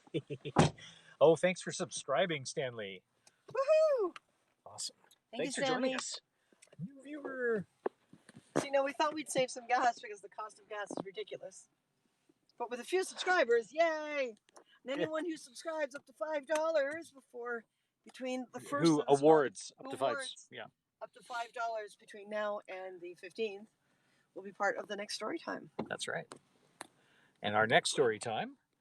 Or you sponsor us for $7. Sponsor us for $7, which is an ongoing monthly thing, or you award us for a minimum of $5. So can a cumulative awards over the course of the month. I assume I'm turning around. Turning around and then turning left on Mississauga Road. And basically, Mississauga Road does this weird jut to the west because it's got to go around the river. Be fun to meet for a good cigar sometime. Yeah, definitely. Oh yeah, that'd be awesome. We'll bring you to where was that little cigar shop that we were at with the great train station and everything? Oh, in Unionville. Yeah, we'll bring you up to Unionville. What was it called now? What was it called? I don't remember, but they were nice and they were friendly and they were. There's a historic house about 10 minutes from you. Oh, awesome! Nice. Yeah. Now, where are you exactly? Yeah, Stanley, where are you? Well, not exactly, but. Give us your coordinates. Whoa! Wow! Jesus! What a blind spot! Yeah. Go! Can't see you, folks. That's a huge blind spot. No you shouldn't be speeding. Oh, Benares House. Yeah, I've heard about Benares House. Oh, nice. Just not sure where it is or what its history is, but I've heard the name. So this is Mississauga Road. I'm going to go back to front view. Where apparently the speeders like to be. Like diving under that underpass. Yeah, and he's riding my ass. Built in 1857. Wow. 1857. Hey, that's pretty old. That's pretty old, yeah. That's about equivalent to anything out in BC. Some of the oldest European or well, not the oldest Western. In Toronto or Montreal. The oldest in Toronto. I mean, we're looking at some, the old the log cabins from the 1700s. Mm-hmm. Same with Montreal. There's some stuff from the 1700s and 1600s. And old Montreal or old Ottawa. The Old Town area, the Bytown area, was founded in 1830s as a logging town. And that was the origin, the beginnings of the city of Ottawa. At least they built bridges that last. Yeah, it's true.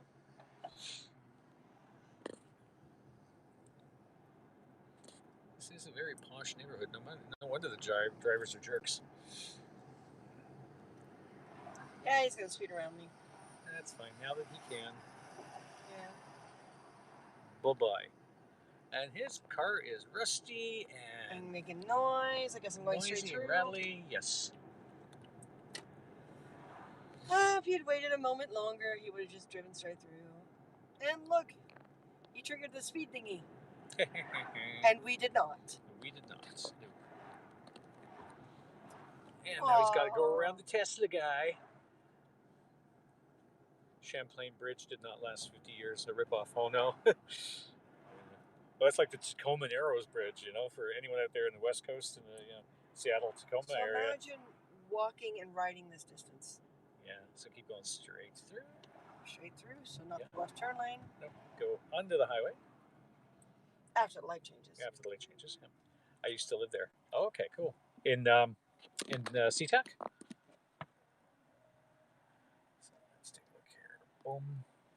Yeah, we're on the right path. Yeah, so basically, because of the Credit River and the golf course, Mississauga Road heads way west for a while, and it does this little windy thing back up to meet up with Dundas Street. But it's still the shortest route to get there. Imagine all this without all this. Without all the roadways and infrastructure and just trails and paths and little settlements. The natives getting their water from the river. Yeah. Because the further north you are from the lake, that's your only natural source is the river. Mm-hmm. No, where you? Oh, you used to live here where we're driving right now. Okay, yeah. Oh, cool. Someone's headlights are not on. No kidding, yeah.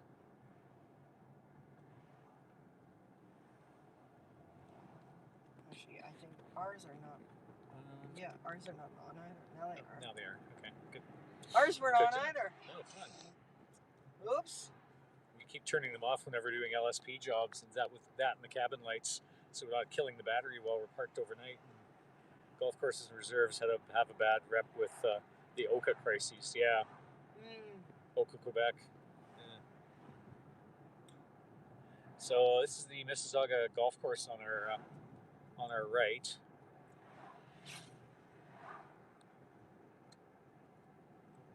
With a nice little berm. Oop, there's a set of There plaques. we are. There's a set of plaques. Let's go take a look at some plaques. That's what we Christina wanted. spotted them. That might be what we were looking for. Uh-oh, I believe my phone so. is tangled in my seatbelt. There we go. My phone Okay. with you because that's where the signal is. Hang on. Martin, Lots of traffic tonight. This isn't bad. There we go. Okay, we're set to go here.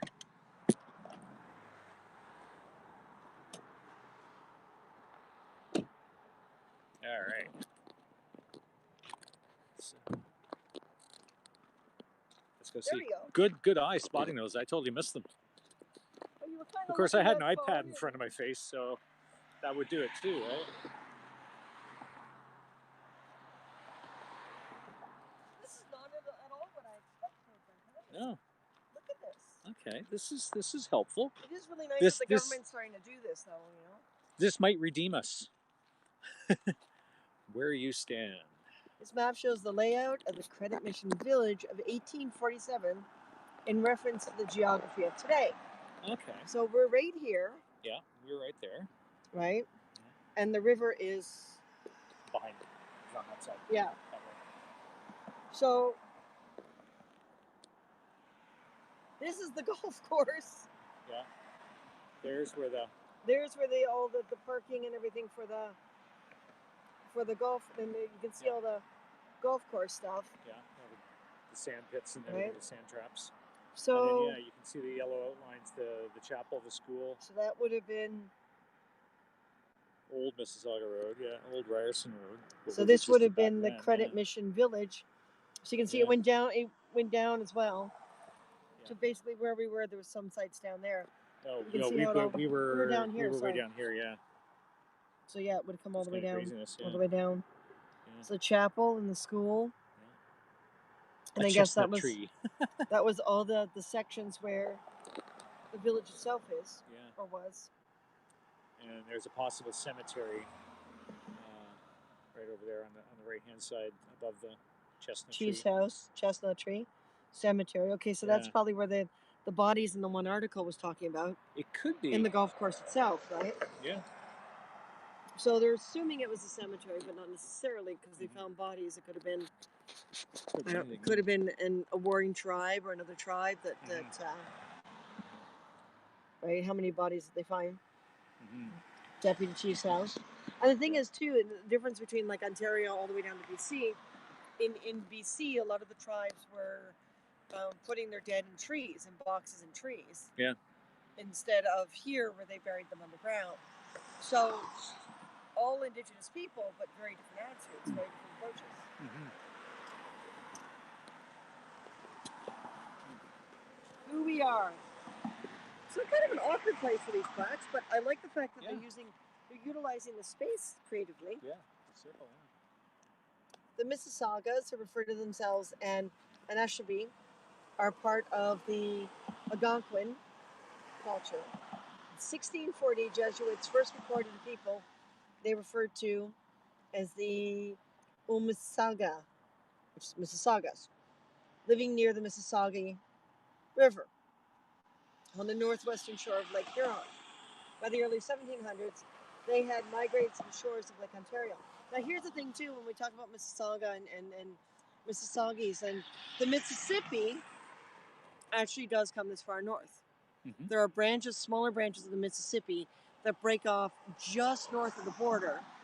Yeah, and they come into Winnipeg, or Manitoba. Well, there's that, and then there's the ones over by the Ottawa River, further in Ontario, like between Ottawa and Toronto, basically.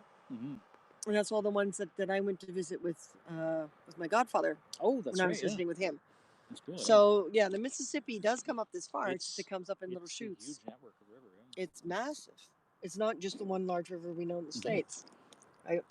Early French and English traders came to refer to all native people in the north shore of Lake Ontario as Chippewa or Ojibwa, Or Ojibwa, yeah. of which the Mississaugas were a part of. Hey, Chris Vegan, thank you. Two Native American Heritage Month awards. Yeah. Awesome. Thank you, Chris. Thank you, Stanley. We don't have That's a Chris and Stanley, yeah? hand signal for No, for we don't. Native American yet. Nothing that Well- wouldn't maybe get us in trouble. No, there is the fist There's it is. against the chest. Yeah. By the 1720s, part of the Mississauga band began to move south and west following traditional hunting, gathering, and fishing practices. And this is something, too, that gets me about European settlers, right? They create foresty areas, like they block off foresty areas to try to keep the animals convenient to them. Mm-hmm. They don't, the way European cultures developed, there was a lot of, this is the king's land, or this is the hunter's land, or this is the, whereas full tribes would leave their village to go find the animals. Exactly, yeah. Basically do a hunting season, set up a temporary village, and then work back. They would follow, yeah. They would follow the animal instead of insisting the animals stay where they are. Yep. So very different practices. So they were finding a lot of, in Ontario, especially southern Ontario and parts of Quebec, they were finding evidence of these temporary. So you had the longhouses, you had the more permanent structures. Yeah. And those were basically the tribe. But you found all these temporary settlements. Thank you, Chris. Thank you. Very kind words. Just jumping on. Great to see you both. Stanley's thanking Chris for making him aware that award existed. And Chris says, you're welcome. Thanks for supporting such great broadcasters. Thank you so much for the kind words, Chris. Yay, Chris! At this rate, Stanley's going to have the $5 and be included in the next story. Yeah. We're going to have to, Yep. Keep going. So that's an interesting, I always found it very interesting the way the indigenous people thought. And the Europeans, when the Europeans came over and built churches for them, and built these societies for them, the schoolhouse and everything, they kind of ruined the pattern when you think about it. They really disrupted the natural flow. Yeah. And I'm not surprised that a lot of the tribes that are now, the end of the tribes are starting to kind of fight to get the rights to kind of do those practices, like have access to hunting lands, because you need a hunting license. You can only shoot or kill X number of animals. But a lot of the native tribes are trying to get a lot of that patterning back into their culture. One or two of them from an area, because it's no longer it's native land, but it's no longer tribe when you think about it. They're trying to get these permits so that like a few people from each area can go and spend time in hunting grounds over the winter, or whenever the pattern exists for that particular animal, and be able to have the rights that they had back then. And when you think about it, they didn't have the rights back then. They were just living their lives.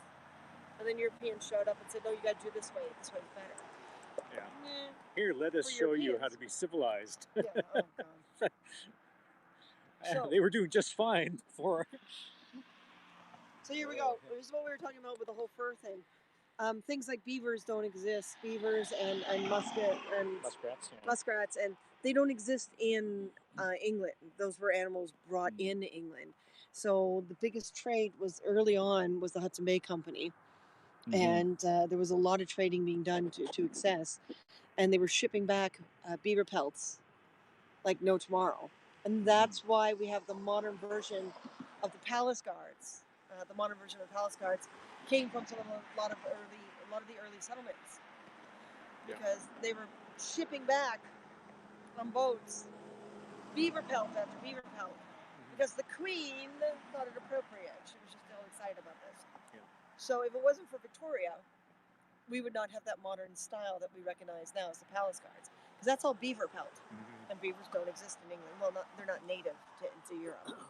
So if it wasn't for the early settlers and the trades between the native tribes and Europeans, we would not have beaver pelts in England. It'd be a whole different story. So when you think about it, for us, a beaver is not an exotic animal. For them, it was.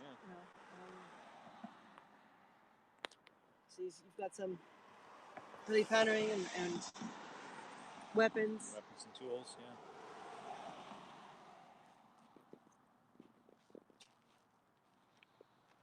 yeah, there you go. Some good good advice on the whole coins thing. What was?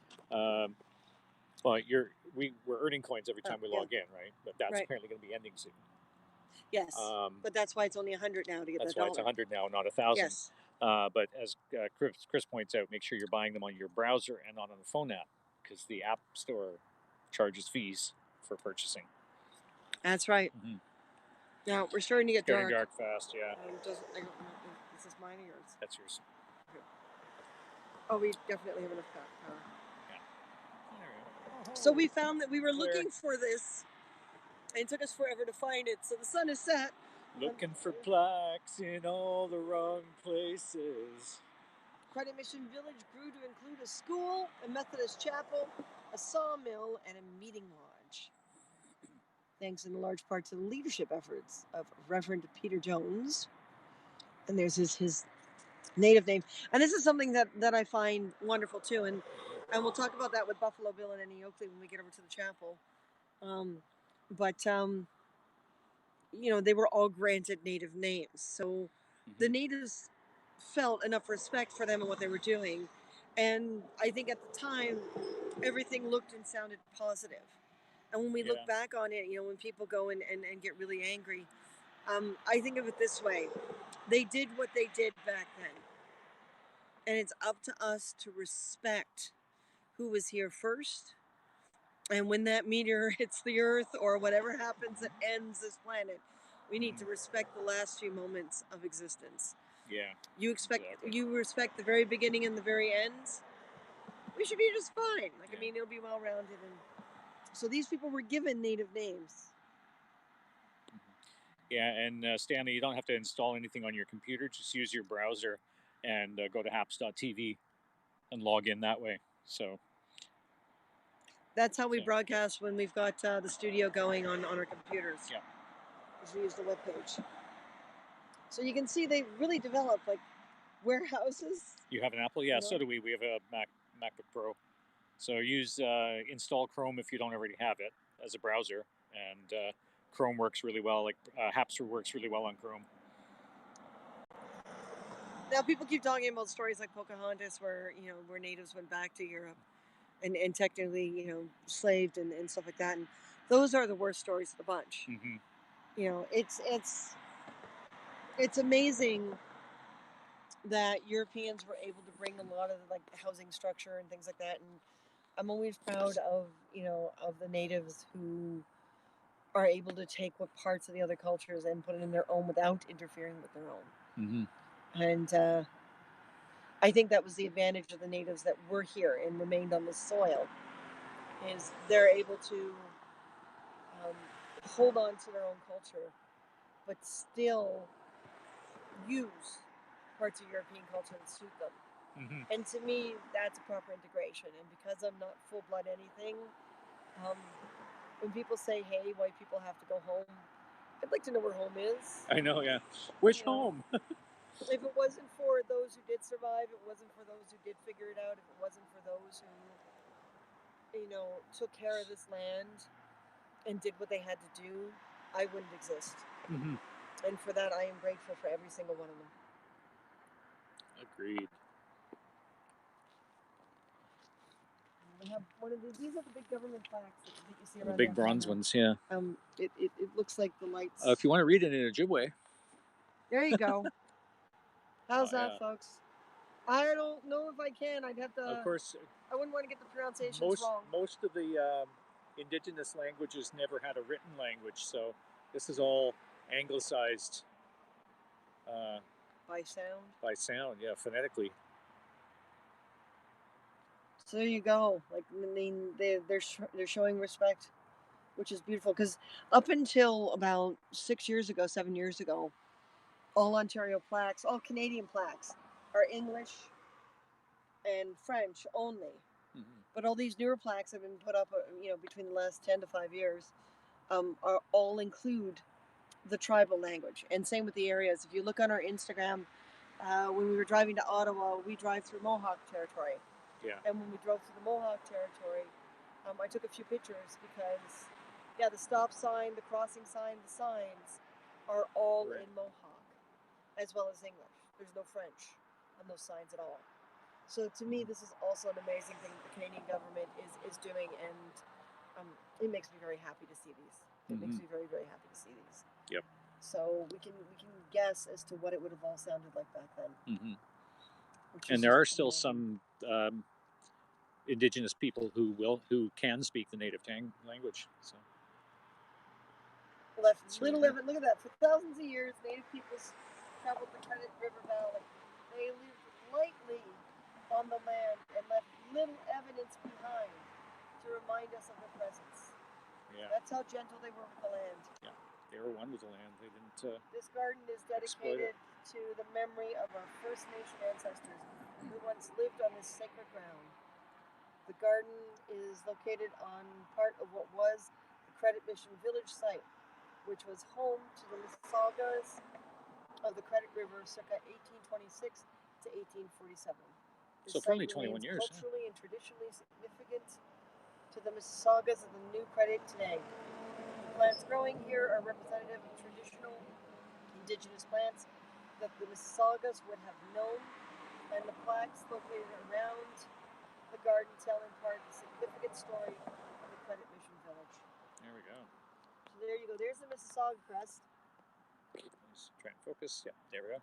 If you see this on the back of a vest or a sweater or a poncho, they're part of this tribe. Eagle with the flames and they all have this on there. And the tomahawk. Tomahawk below the eagle. And that's the thing too. The American bald eagle, if it wasn't for Canada, it would be extinct by now. Yeah. There's been huge conservation efforts in Canada, and you see so many of them up there during the winter. Also known as the Credit Indian Village, was located on the site of what now is the Mississauga Golf and Country Club. I do find that kind of humorous. It is. It's a bit of irony. Yeah. Yeah. The Credit Mission was part of the government's plan to settle Native peoples in one area and to allow for new settlement on the surrounding lands. The mission was built in 1826 under the direction of Reverend Peter Jones. So we basically got to repeat. But the nice thing about this plaque is we've got some drawings. Yeah, some sketches, yeah. Because there wouldn't be any photographic records of it. It's too early. Like photography barely existed. In the 1830s, yeah, lithograph barely. Yeah. Imagine for a moment, no lights, no gas, no electricity, and the natives thrived, yeah. Yeah. No phones, no lights, no motor cars. 1827. Little fences and the homesteads. The old chief's house. Typical log cabin construction. Typical Indian residence. There you go. So you can imagine what it was like for them to go from things like long houses, which are mostly fabric and bent wood, to establish like houses. Thanks in large part to the efforts of Egerton Ryerson, Reverend Peter Jones and his brother John, and Chief Joseph Sawyer, the Methodist faith became established among the Mississaugas at the Credit River. Nice Gilligan's reference. Thanks, Chris. It's true, though. Yeah. Spearing muskrats in the winter. So again, things like muskrats, things like there were a number of animals that were very prolific in Canada. Oh, very much so, yeah. That really didn't exist, to any extent in Europe or at all. And they were all being shipped over from here. Yep.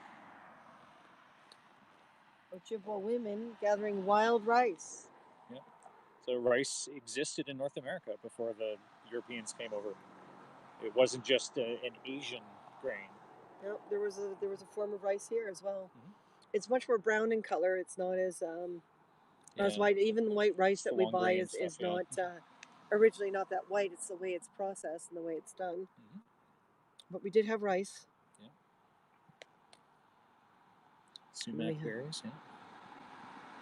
So this is how they stained their clothing, how they made. This was all part of their. Yeah, we've got sumacs all around us here too, right now. If you can see. Yeah, we're kind of a little far away. Hold on, what's that? Let's take a look. So why aren't we walking up I think Yeah. sumacs These are are really... these are sumac. Yeah. Sumacs are weird because as they mature, they drop down. So these are on the edge of maturing. Mm-hmm. And once they mature, they basically turn upside down. And they start looking like wet fabric when you think about it. Yeah. And they're certainly not edible berries.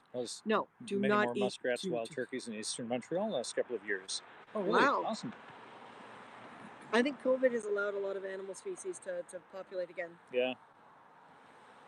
Well, So I mean, don't eat these berries. Whatever you guys do, don't. These are really being used.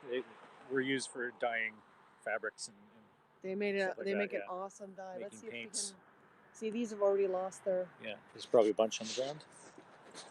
Yeah, they're kind of ground in now. Yeah. But I don't see... Oh, here. Here we go. See, they start flopping over. Yeah. And they lose their color. And then they just fall into the ground. So they literally turn upside down as they mature. I know there were old trappers. Art Lever, I had a coyote in my backyard yesterday. Nice. Oh, yeah. We saw one the other night crossing the street. We did. 2 nights ago. So did we go find the chapel? Let's go find that chapel. Yeah, I was not going to walk up here. Yeah. They may have back then, but... And yeah, Art Lover, you're talking about the giant houses. Yeah, we're coming into that area. Mississauga Road around the golf course. There's one right there. And as Christina's got to wait for the traffic to pass. Briefly. Yeah, it's like when we were living in BC, we had... hang on, sorry, I just put this in my lap for a second to put the seatbelt on. So, black screen, sorry guys. There we go. There we go. Yeah, I mean, living in BC, we had coyotes, probably 2 or 3 packs of coyotes living in the park next to our place in the ravine. So do I have to turn around? Lived around here, they died off, and the new generation does not take their place. Yeah. Mm-hmm. Where am I going? Do I turn around? Do I Keep go going. Keep this going? comes around and eventually goes up to it sort of branches to the right and then connects up to Dundas Street, and then we're turning right on Dundas. Okie dokie.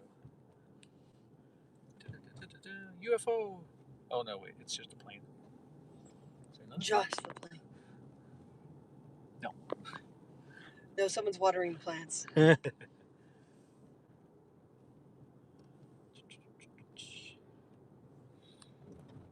Yeah, we had quite a number of coyotes in BC around our place. Whenever emergency vehicles drove by with their sirens, the coyotes would start howling in the woods for the next half hour. That's all we'd hear is the yip yip yip yip. And,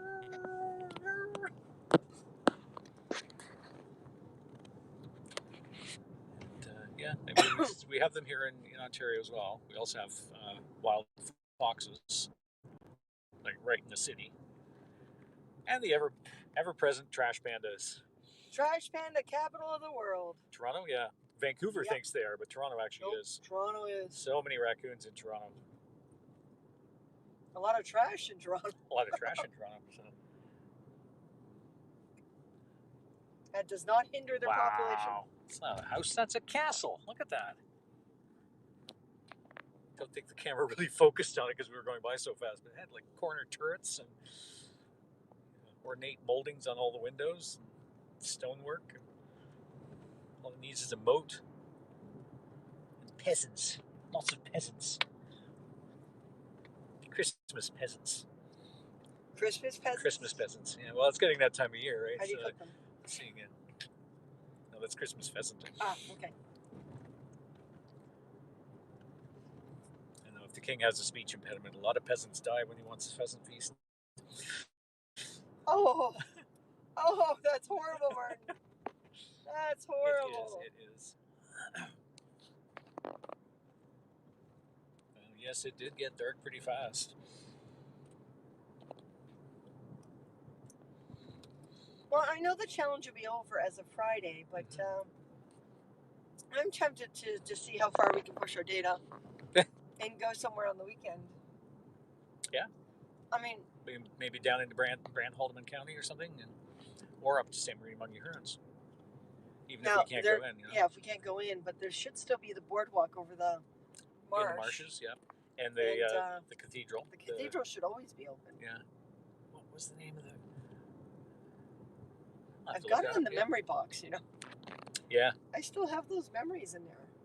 I've lost a lot over the years with all the moves, but. Mm-hmm.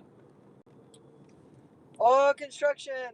Always seems to be permanent construction. Another gigantic house.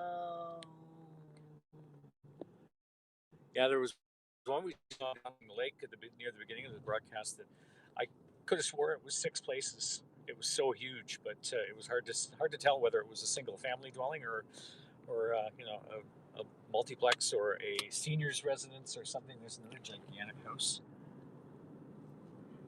Yeah, it's hard for the camera to focus through the trees and stuff, but. Yeah. It feels like parts of Langley Township. It does. Just down here, So you're visiting from BC? No, we moved from BC. We originated here. Christina was born and raised in Toronto. I was born in Shelburne, which is a couple of hours north of here. Grew up in Brantford, and then moved to Toronto when I met Christina. And back in 2001, late 2001, early 2002, we moved out to BC for film industry work. And just about 2 years ago, we moved back to Ontario because the work in BC was starting to slow down, and we had some opportunities to take advantage of. Got connected with a shop with some people that we used to work with in the past, and then the pandemic hit, and the shop didn't survive. They actually had to close their doors and shut down after 40 years of operation. So they kind of threw a wrench in the works of us, returning to the film industry here in Ontario. But we're managing. We're looking for secondary options, and this is Dundas. We have an online store. Yeah, we have an online store. So check out carhunger.ca. CARR. Stanley, met my ex-wife in BC. Wow. Yeah, we've never done the store thing before, so we're kind of predicting what people are going to want to buy. We're going to try to focus on cosplayers. Mm-hmm. We have a what we're calling the Regeneration Sale, which has got a whole bunch of stuff that we're clearing out. Mm-hmm.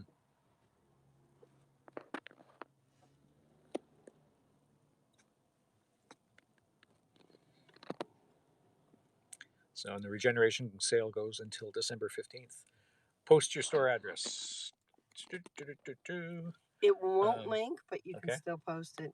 Because you have to go to the actual page and copy and paste it if you want it to actually be a link. But they should be able to copy it from a comment.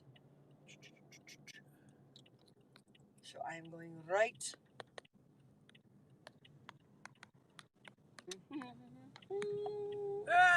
Causing me to typo. Craziness. Is my next turn right or left? We're going to Kothra, so we're staying on Dundas, going to Kothra. There it is right there. So, and it will be on the northeast corner, so it'll be left. But I'm not sure exactly where the entrance to the parking is or anything like that. It's just a little tiny chapel on the corner. Probably a little tiny. Now, we did a Wild West story time a couple months ago where Martin was in his Buffalo Bill and I was in my Annie Oakley. Dixie Union Chapel is what it's called.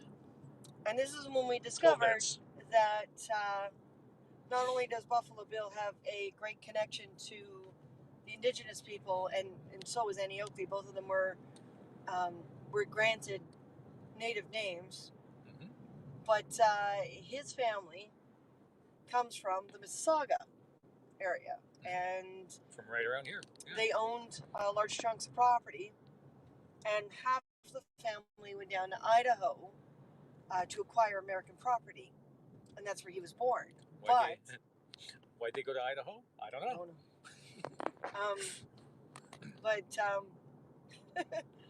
When he was born, he was brought back up here for a little while and was baptized, christened, at the family chapel And what we discovered is the family chapel still exists. Yeah. Dixie Union Chapel.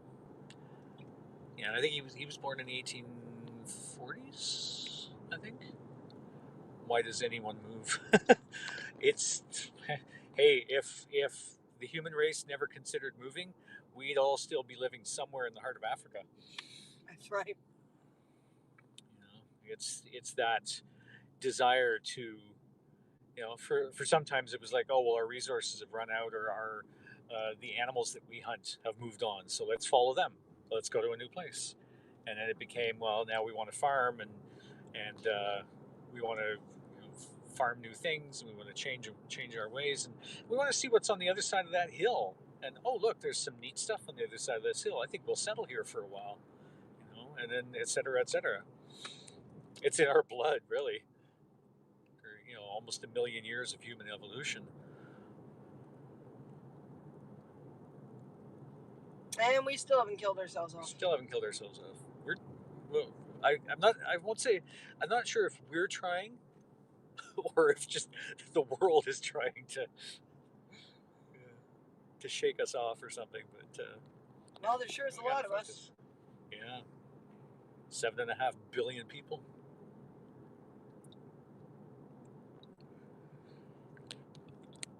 So it's unfortunate that it's now dark to go to the chapel, but well, hopefully it has lights on it. Hopefully.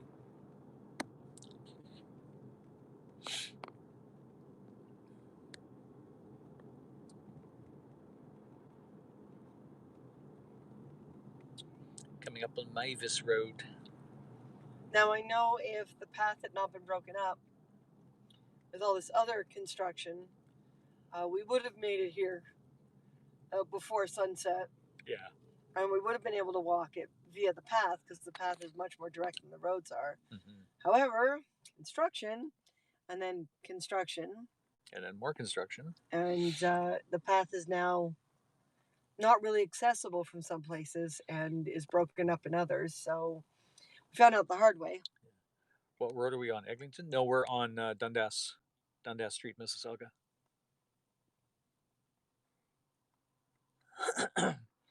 Yeah, I mean, this is it. When you're walking along the path, and suddenly there's a fence across your way, and a construction zone.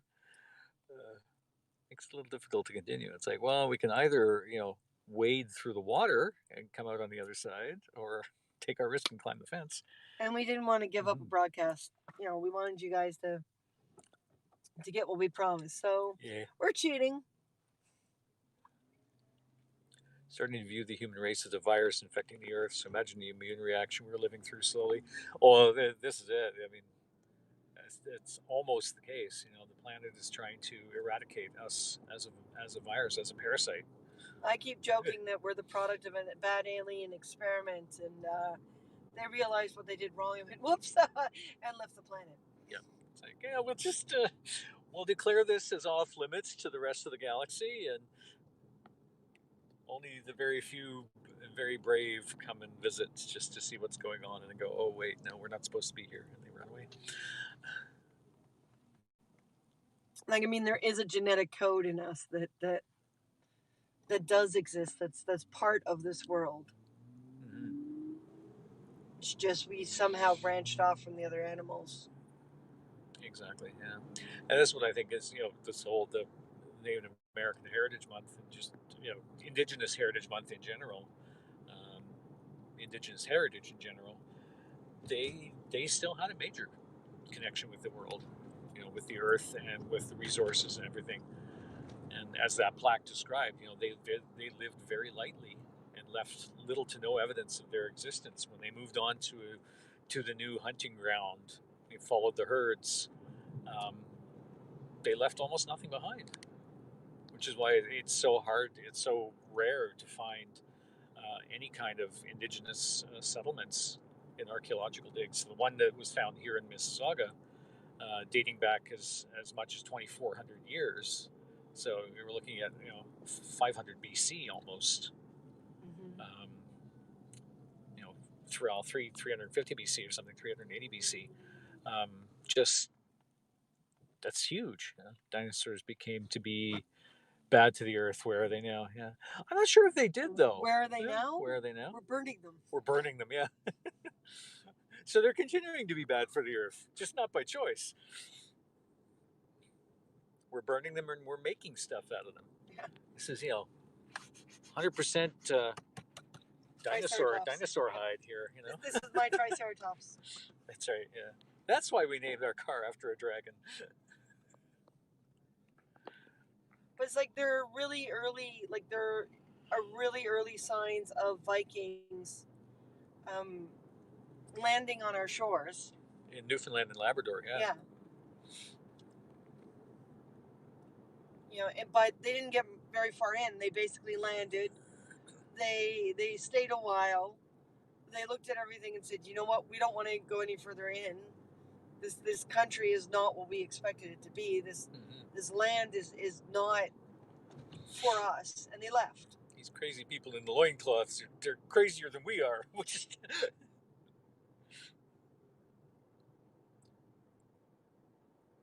Well, most native tribes don't exist on the outer edges. On the coasts? Yeah. Yeah, not so much. I mean, well, on the east coast. The west coast for sure. Yeah. But the east coast, no. Newfoundland and Labrador, there weren't that many. And were there other life forms that lived? All evidence has disappeared with plate tectonics and reshaping of continents. Oh, absolutely. Exactly. There's probably thousands of species and of animals that have existed over the millions of years that we'll never know about because they're completely gone or converted to fossil fuels, converted to oil or flattened so much that there's nothing in existence of their form anymore. Well, we were sitting on a rock in on the edge of a parking lot, and there was a fossil. Fossils in the rock, yeah. I mean, like, they were okay. small. They were little tiny, little tiny crustaceans and little tiny shell, little coiled shell. I can't remember what they're called now. Brachiopods, I think. Cephalopods. Cephalopods? Brachiopods? Cephalopod that's an octopus because it's basically a head or a head foot or something along those lines. At this point, we're shuffling your description. Yeah, that's right. That was hard to say. Shuffling through your description. Yes. When you say animals, you assume there was no intellectual awareness. You never know. I mean, there's speculations that there was intelligent life on Earth, like by intelligent life meaning a civilization life, right? Like you say, intellectual awareness, sentience, even during the time of the dinosaurs. But there's been no. Yeah, but even a plant will die if you yell at it enough. It's true, yeah. They've proven that one too. Yeah. You spend all your time saying nice, kind things to a plant, and it'll flourish. You spend all your time yelling at the plant and calling it stupid and just throwing that bad energy at it. It's gonna die. It's an energy, right? It's all. It's like Lucas had it right. The force. Yeah, like beauty is in the eye of the beholder, but so is life. Mm-hmm. If you perceive something as having life, then it has life. You perceive as something being smart, it's smart. So Kothra Road is coming up soon. It's just past Kothra on the left-hand side. I think Dundas goes over Kothra. So it's underneath us right now? It's not underneath us now. It'll be off of Dundas. So this is not Kothra yet. I love my houseplants and they thrive. Exactly. I don't talk to mine and they die. They die of loneliness. Neglect. It's like, she doesn't love us. She never says anything to us. She's always talking to those furry things that are wandering around the house chewing on us. I'm trying to dig in our pots.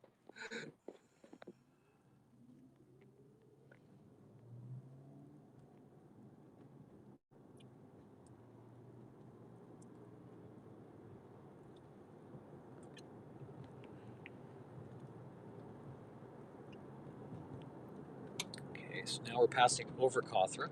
It's right There. Little Oh. teeny tiny chapel. Okay, so Buddy, next yeah. left, and let's turn ourselves around and see what we can do. So the entrance, That was an a driveway. That was a driveway. Here, there's someone right going in here. there.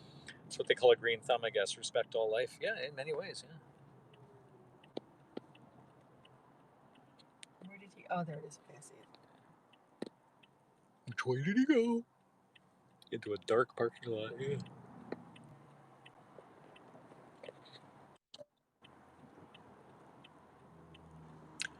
You said there was a lot of traffic earlier. This is getting a little bit more. And this is still Mississauga. I mean, Toronto, it's probably bumper to bumper, almost standstill at the moment.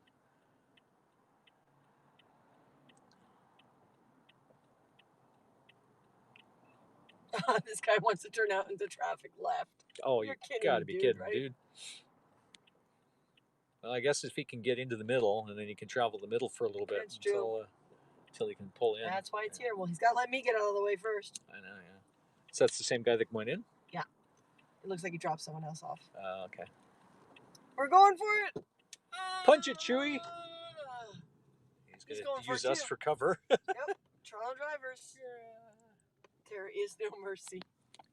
Only Zool? No. There is no mercy, only Zool. All right, she did it. Sorry for the demonic voice there, folks. Every once in a while. Okay, where is it? You said you saw it. You see the church here? Is a little tiny church just past it, but I didn't see if there was a driveway. So maybe we should pull into this one. Okay, we can do that. I'm sure they won't mind. There's lots of empty space. This is St. John the Baptist Church. Unless we are in Quebec, then it's the Baptiste. Saint Jean le Baptiste. This is all handicapped spots, but no one seems to be around. Not at the moment. There's a little cemetery connected to it. All right. Could be his family.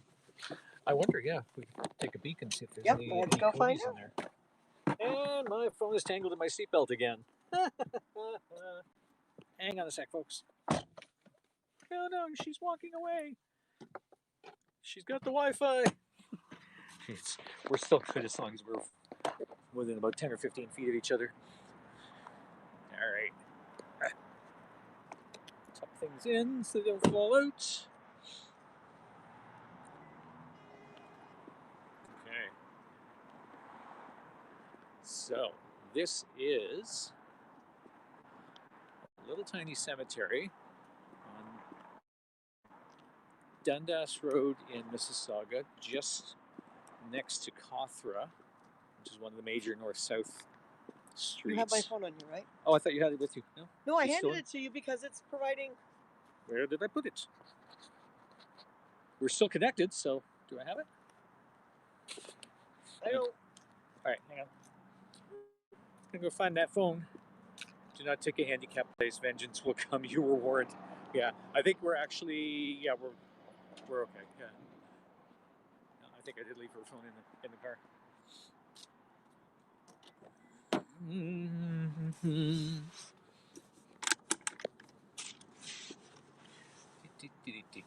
Hang on, folks.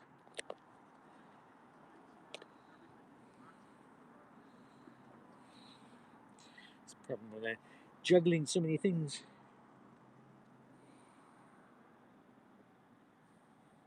Ah, there it is. Found it. We are awesome. We're good to go. Well, that was good that we actually didn't lose the signal. It was still showing as a good internet signal. And we walked away from the car. Okay, folks, back on track. There she is up ahead. In the dark.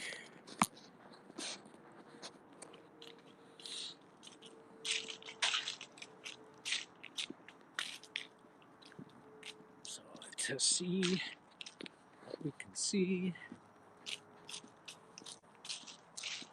So, as we mentioned earlier in the broadcast, or just recently in the broadcast, there is a small church, a little chapel here in Mississauga. It is kind of in the dark, but It is, what's that? Said the little chapel, it is kind of in the dark. It is the Dixie Union Chapel. Little teeny tiny building. See if we can actually get to a point where we can see it. I'm trying not to trip on any tombstones because we're walking through a little cemetery. Whoop, there's a little divot there. A little divot. I think I just fell in the grave. So, it's hard to see it. Wow. Obviously, those are not the original windows. No. Yeah, we should have brought the camera light with us. Never expected it. Should have brought what? The camera light with us.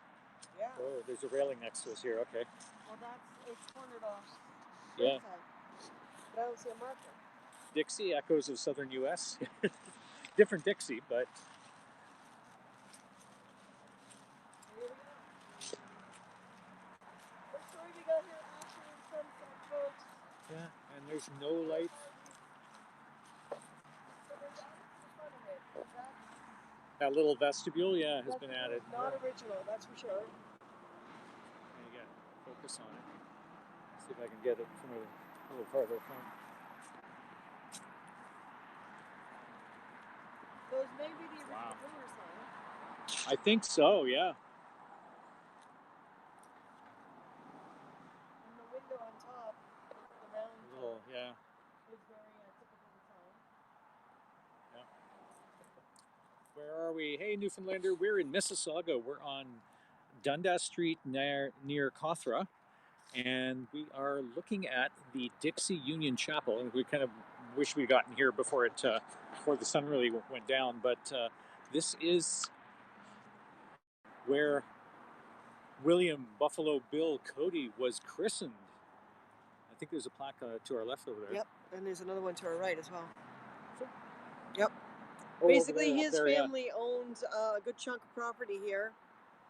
And just before he was born, half the family left Mississauga and the area and went down to the States. And as we know, we're including this as the final stop because Buffalo Bill had a relationship that was, very much a brotherhood or a partnership with the natives in the States. But he was born in Idaho. And then shortly after he was born, he came up here with family because they basically owned this whole area and was christened here. Yeah. So I feel like I'm on a blindfolded tour, yeah. It's a little dark. So let's see what our plaques say. Christina's got the flashlight on her phone. Definitely geocaches there. Been there many times for new ones. Oh, okay. Hey, Warrior Grandma. Lots of Pokemon there, too. Oh, good, yeah. Oh, we'll do that before we go then. Yeah. Okay, remembering our 1812 heroes. War came to Canada in June of 1812 when the United States of America declared war on Great Britain. Local civilians, many of whom were American by birth, felt the brunt of the war. Some militia volunteers fought in battles while others served to support capacity to the British regular forces with the transportation of supplies, garrison duty, and road maintenance. So somewhere is all there. The cemetery has all of their gravestones in it. So I wish we were here during the day because it would have been nice to show you guys, to actually find some of these stones. Well, Mississauga is not super far. We could probably come back. Yeah. The bells on the church are going. Yeah, the bells on the church are going. That is awesome. Yeah, there's another more modern church right next to it. Established in 1810, this cemetery is the only established site in Mississauga that predates the War of 1812. The property was donated by Philip Cody. Yep. Who served as an ensign with the 2nd Regiment of York Militia during the War of 1812. The first Union Chapel on this property was completed in 1816. Its construction delayed in part because of the war. 6 militia Says my volunteers route took me there 2 years ago. Cool. Nice. Took me by there 2 years ago. Many graves in this historic cemetery are unmarked, and this cemetery may be the final resting place for other militiamen.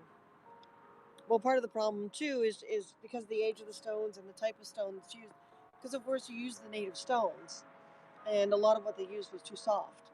So there are tons of cemeteries with gravestones that are no longer marked because they've either deteriorated, completely fallen over, broken and cracked, or just plain slabs now.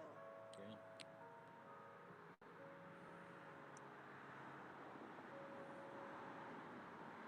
So there you go.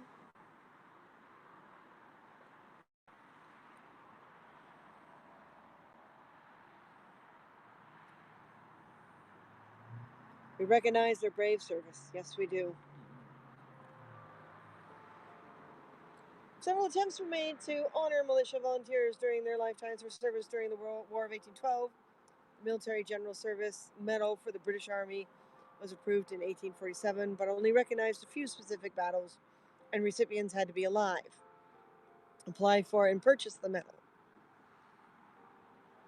So let's go over to the other plaque, which might be about Bill Cody. Yeah, but that was his father.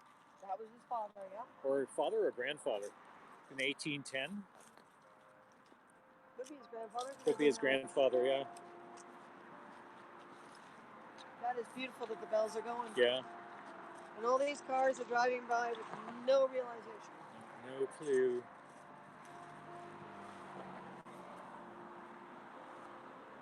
Constructed a stone from the nearby Etobicoke River. This building, also known as the Stone Chapel, is a rare surviving example of the Union Chapel from the settlement period of Upper Canada. It was erected in 1837 through the efforts of John Silverhorn, Alan Robinette, and Danielle Harris, prominent early settlers of Toronto Township. It replaced the previous log structure in which Anglicans, Methodists, and Presbyterians worshipped as early as 1816. So together, no separation, no. The erection of such multi-denominational churches was a result of the small size and poverty of many early religious groups, little altered on the exterior since its construction.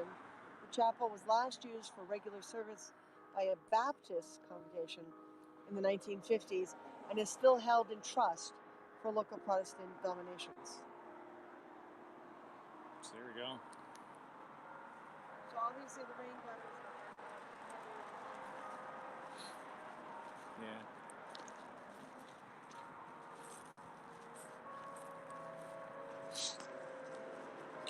So it was originally a log cabin. What's this little plaque on the front?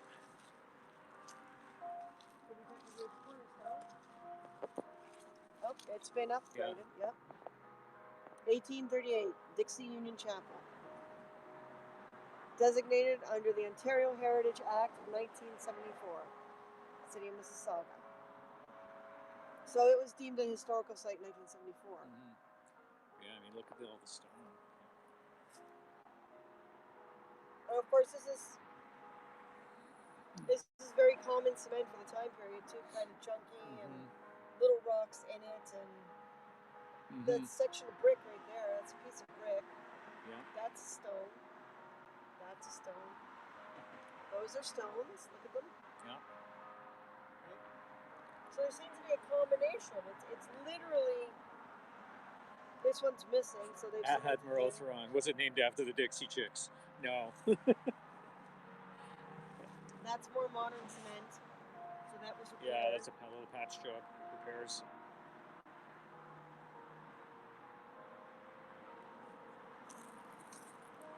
How's it going? Not bad. This is just so random. Yeah.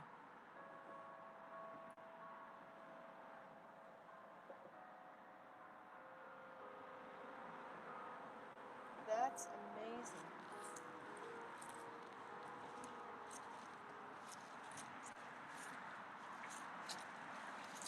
Some bigger stones, some smaller stones. Yeah, you can see where the repair jobs are. Like, I mean, this is cement from different time periods.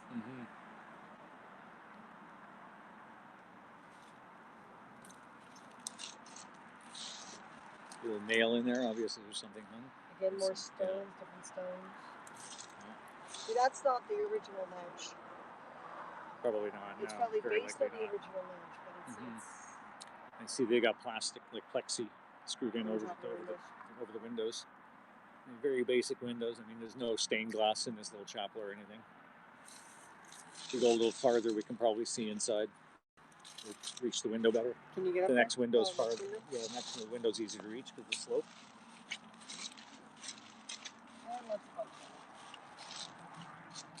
See anything in there? No, it's not enough The light. plexi keeps reflecting. Not enough light casting in there. Yeah, window ledge. Oh, I can see the pews. Little wooden pews. Pews? Can you see that? No, it's not showing. How about now? How about now? No. Nope. No. See the little wooden pews inside? I could just see it, but the camera couldn't register it.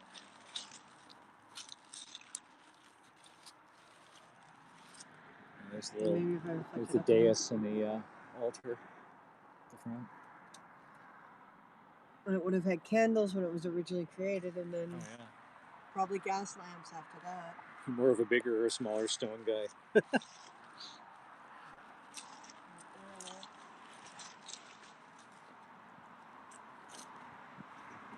And this has been added onto the back of it. Yeah, you can see it's a modern cinder block. Yeah.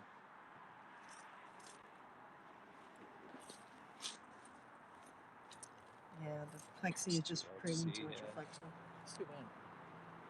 And the curvature on the windows at the top. Yeah, arched windows. There are lights on it right now on the outside. Yeah, but, there's power to it. There's line coming in from the road.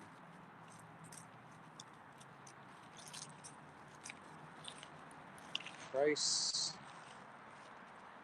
John James Price.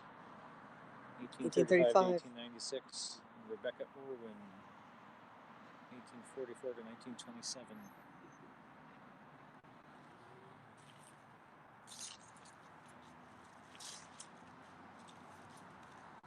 So there we go.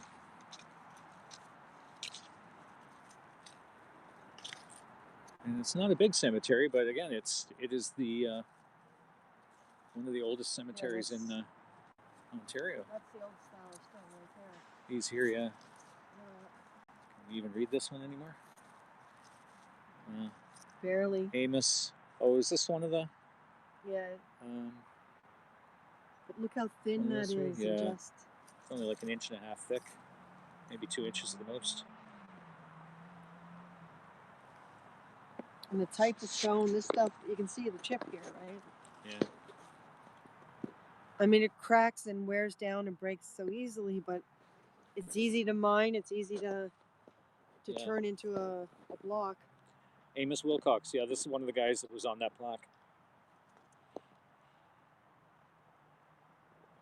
So you can see how faded it is.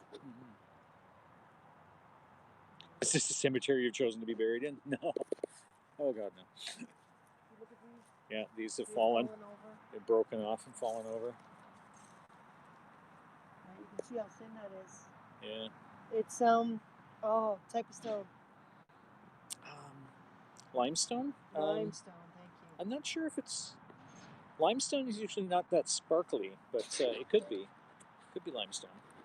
You can see how faded that is. Yeah, it's worn off. That's another one of the Wilcox family. But somewhere here have got to be members of the Cody family buried. Well, they owned a good chunk of the property. Buffalo Bill, he was buried in Montana, I think, wasn't he? There are 2 burial sites for Buffalo Bill. Oh, that's right, because they moved him, didn't they? His first wife moved him? His first wife claimed him. Claimed his body. He was buried where his second wife wanted him to be buried. Right. And then his first wife said, no, he's technically mine. He needs to come home. So she sent a grave robber, basically paid for a grave robber, to go get him. And no one knows really truly whether or not he succeeded and the body he brought back was Cody's, or if he failed and brought back another body and convinced her it was him. Yeah, it was never opened when it got to her. It was just buried. Yeah.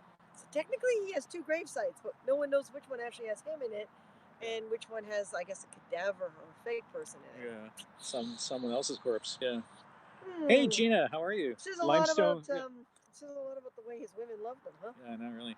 Limestone is delicious, according to the rock biter in Never Ending Story. That's right. He loved limestone. See, these are all the older ones. Look how skinny they are.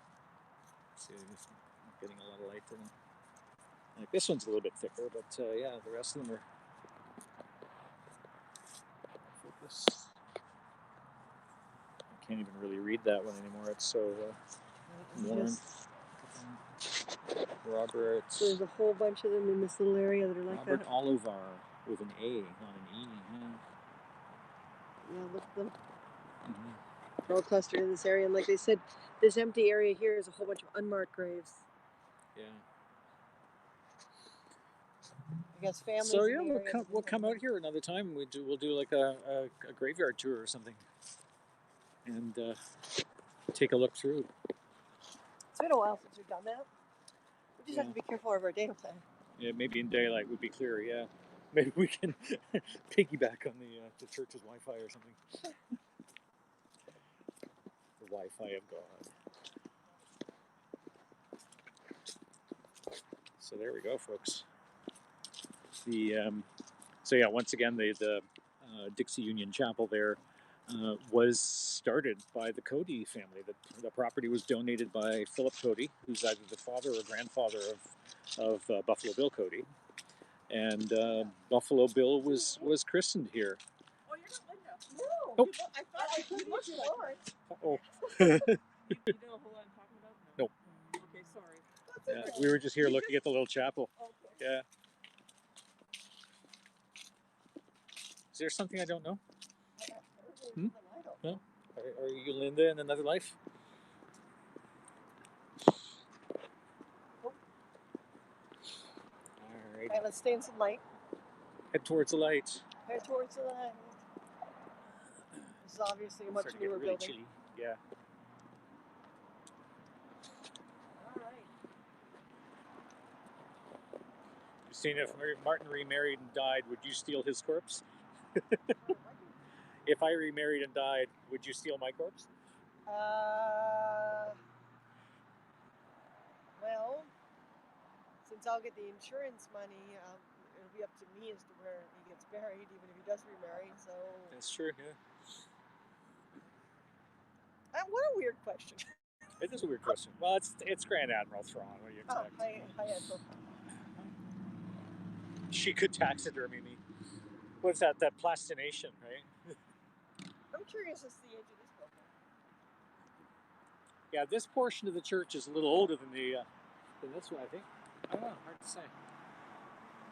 It was based on the guy who had his corpse stolen you just talked about. Yeah, exactly. It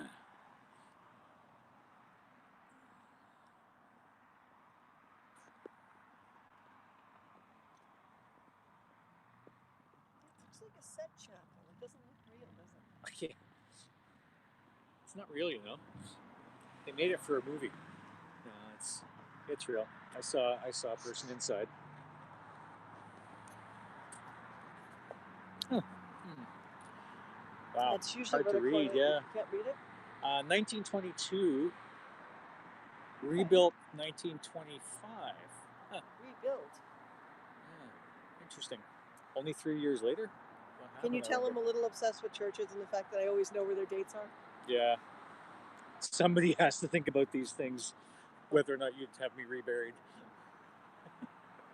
I could see this as the 1920s. It's got that classic little squared off look that's almost medieval but isn't. Yeah, it's got the external buttresses. And, you said buttresses. So in the 1920s, they built another chapel next to the... Next to the other one, yeah.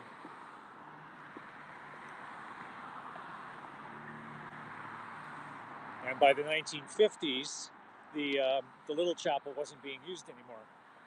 It's held in trust, so I guess they have little meetings and congregations in there periodically, but nothing regular anymore. All right. It's too bad, but oh, there we go. There's a 1954 for this portion, which so it is newer than that portion. They matched it, but yeah, only about 30 years. Yeah. It's easy to match when it's only 30 years later. Yeah.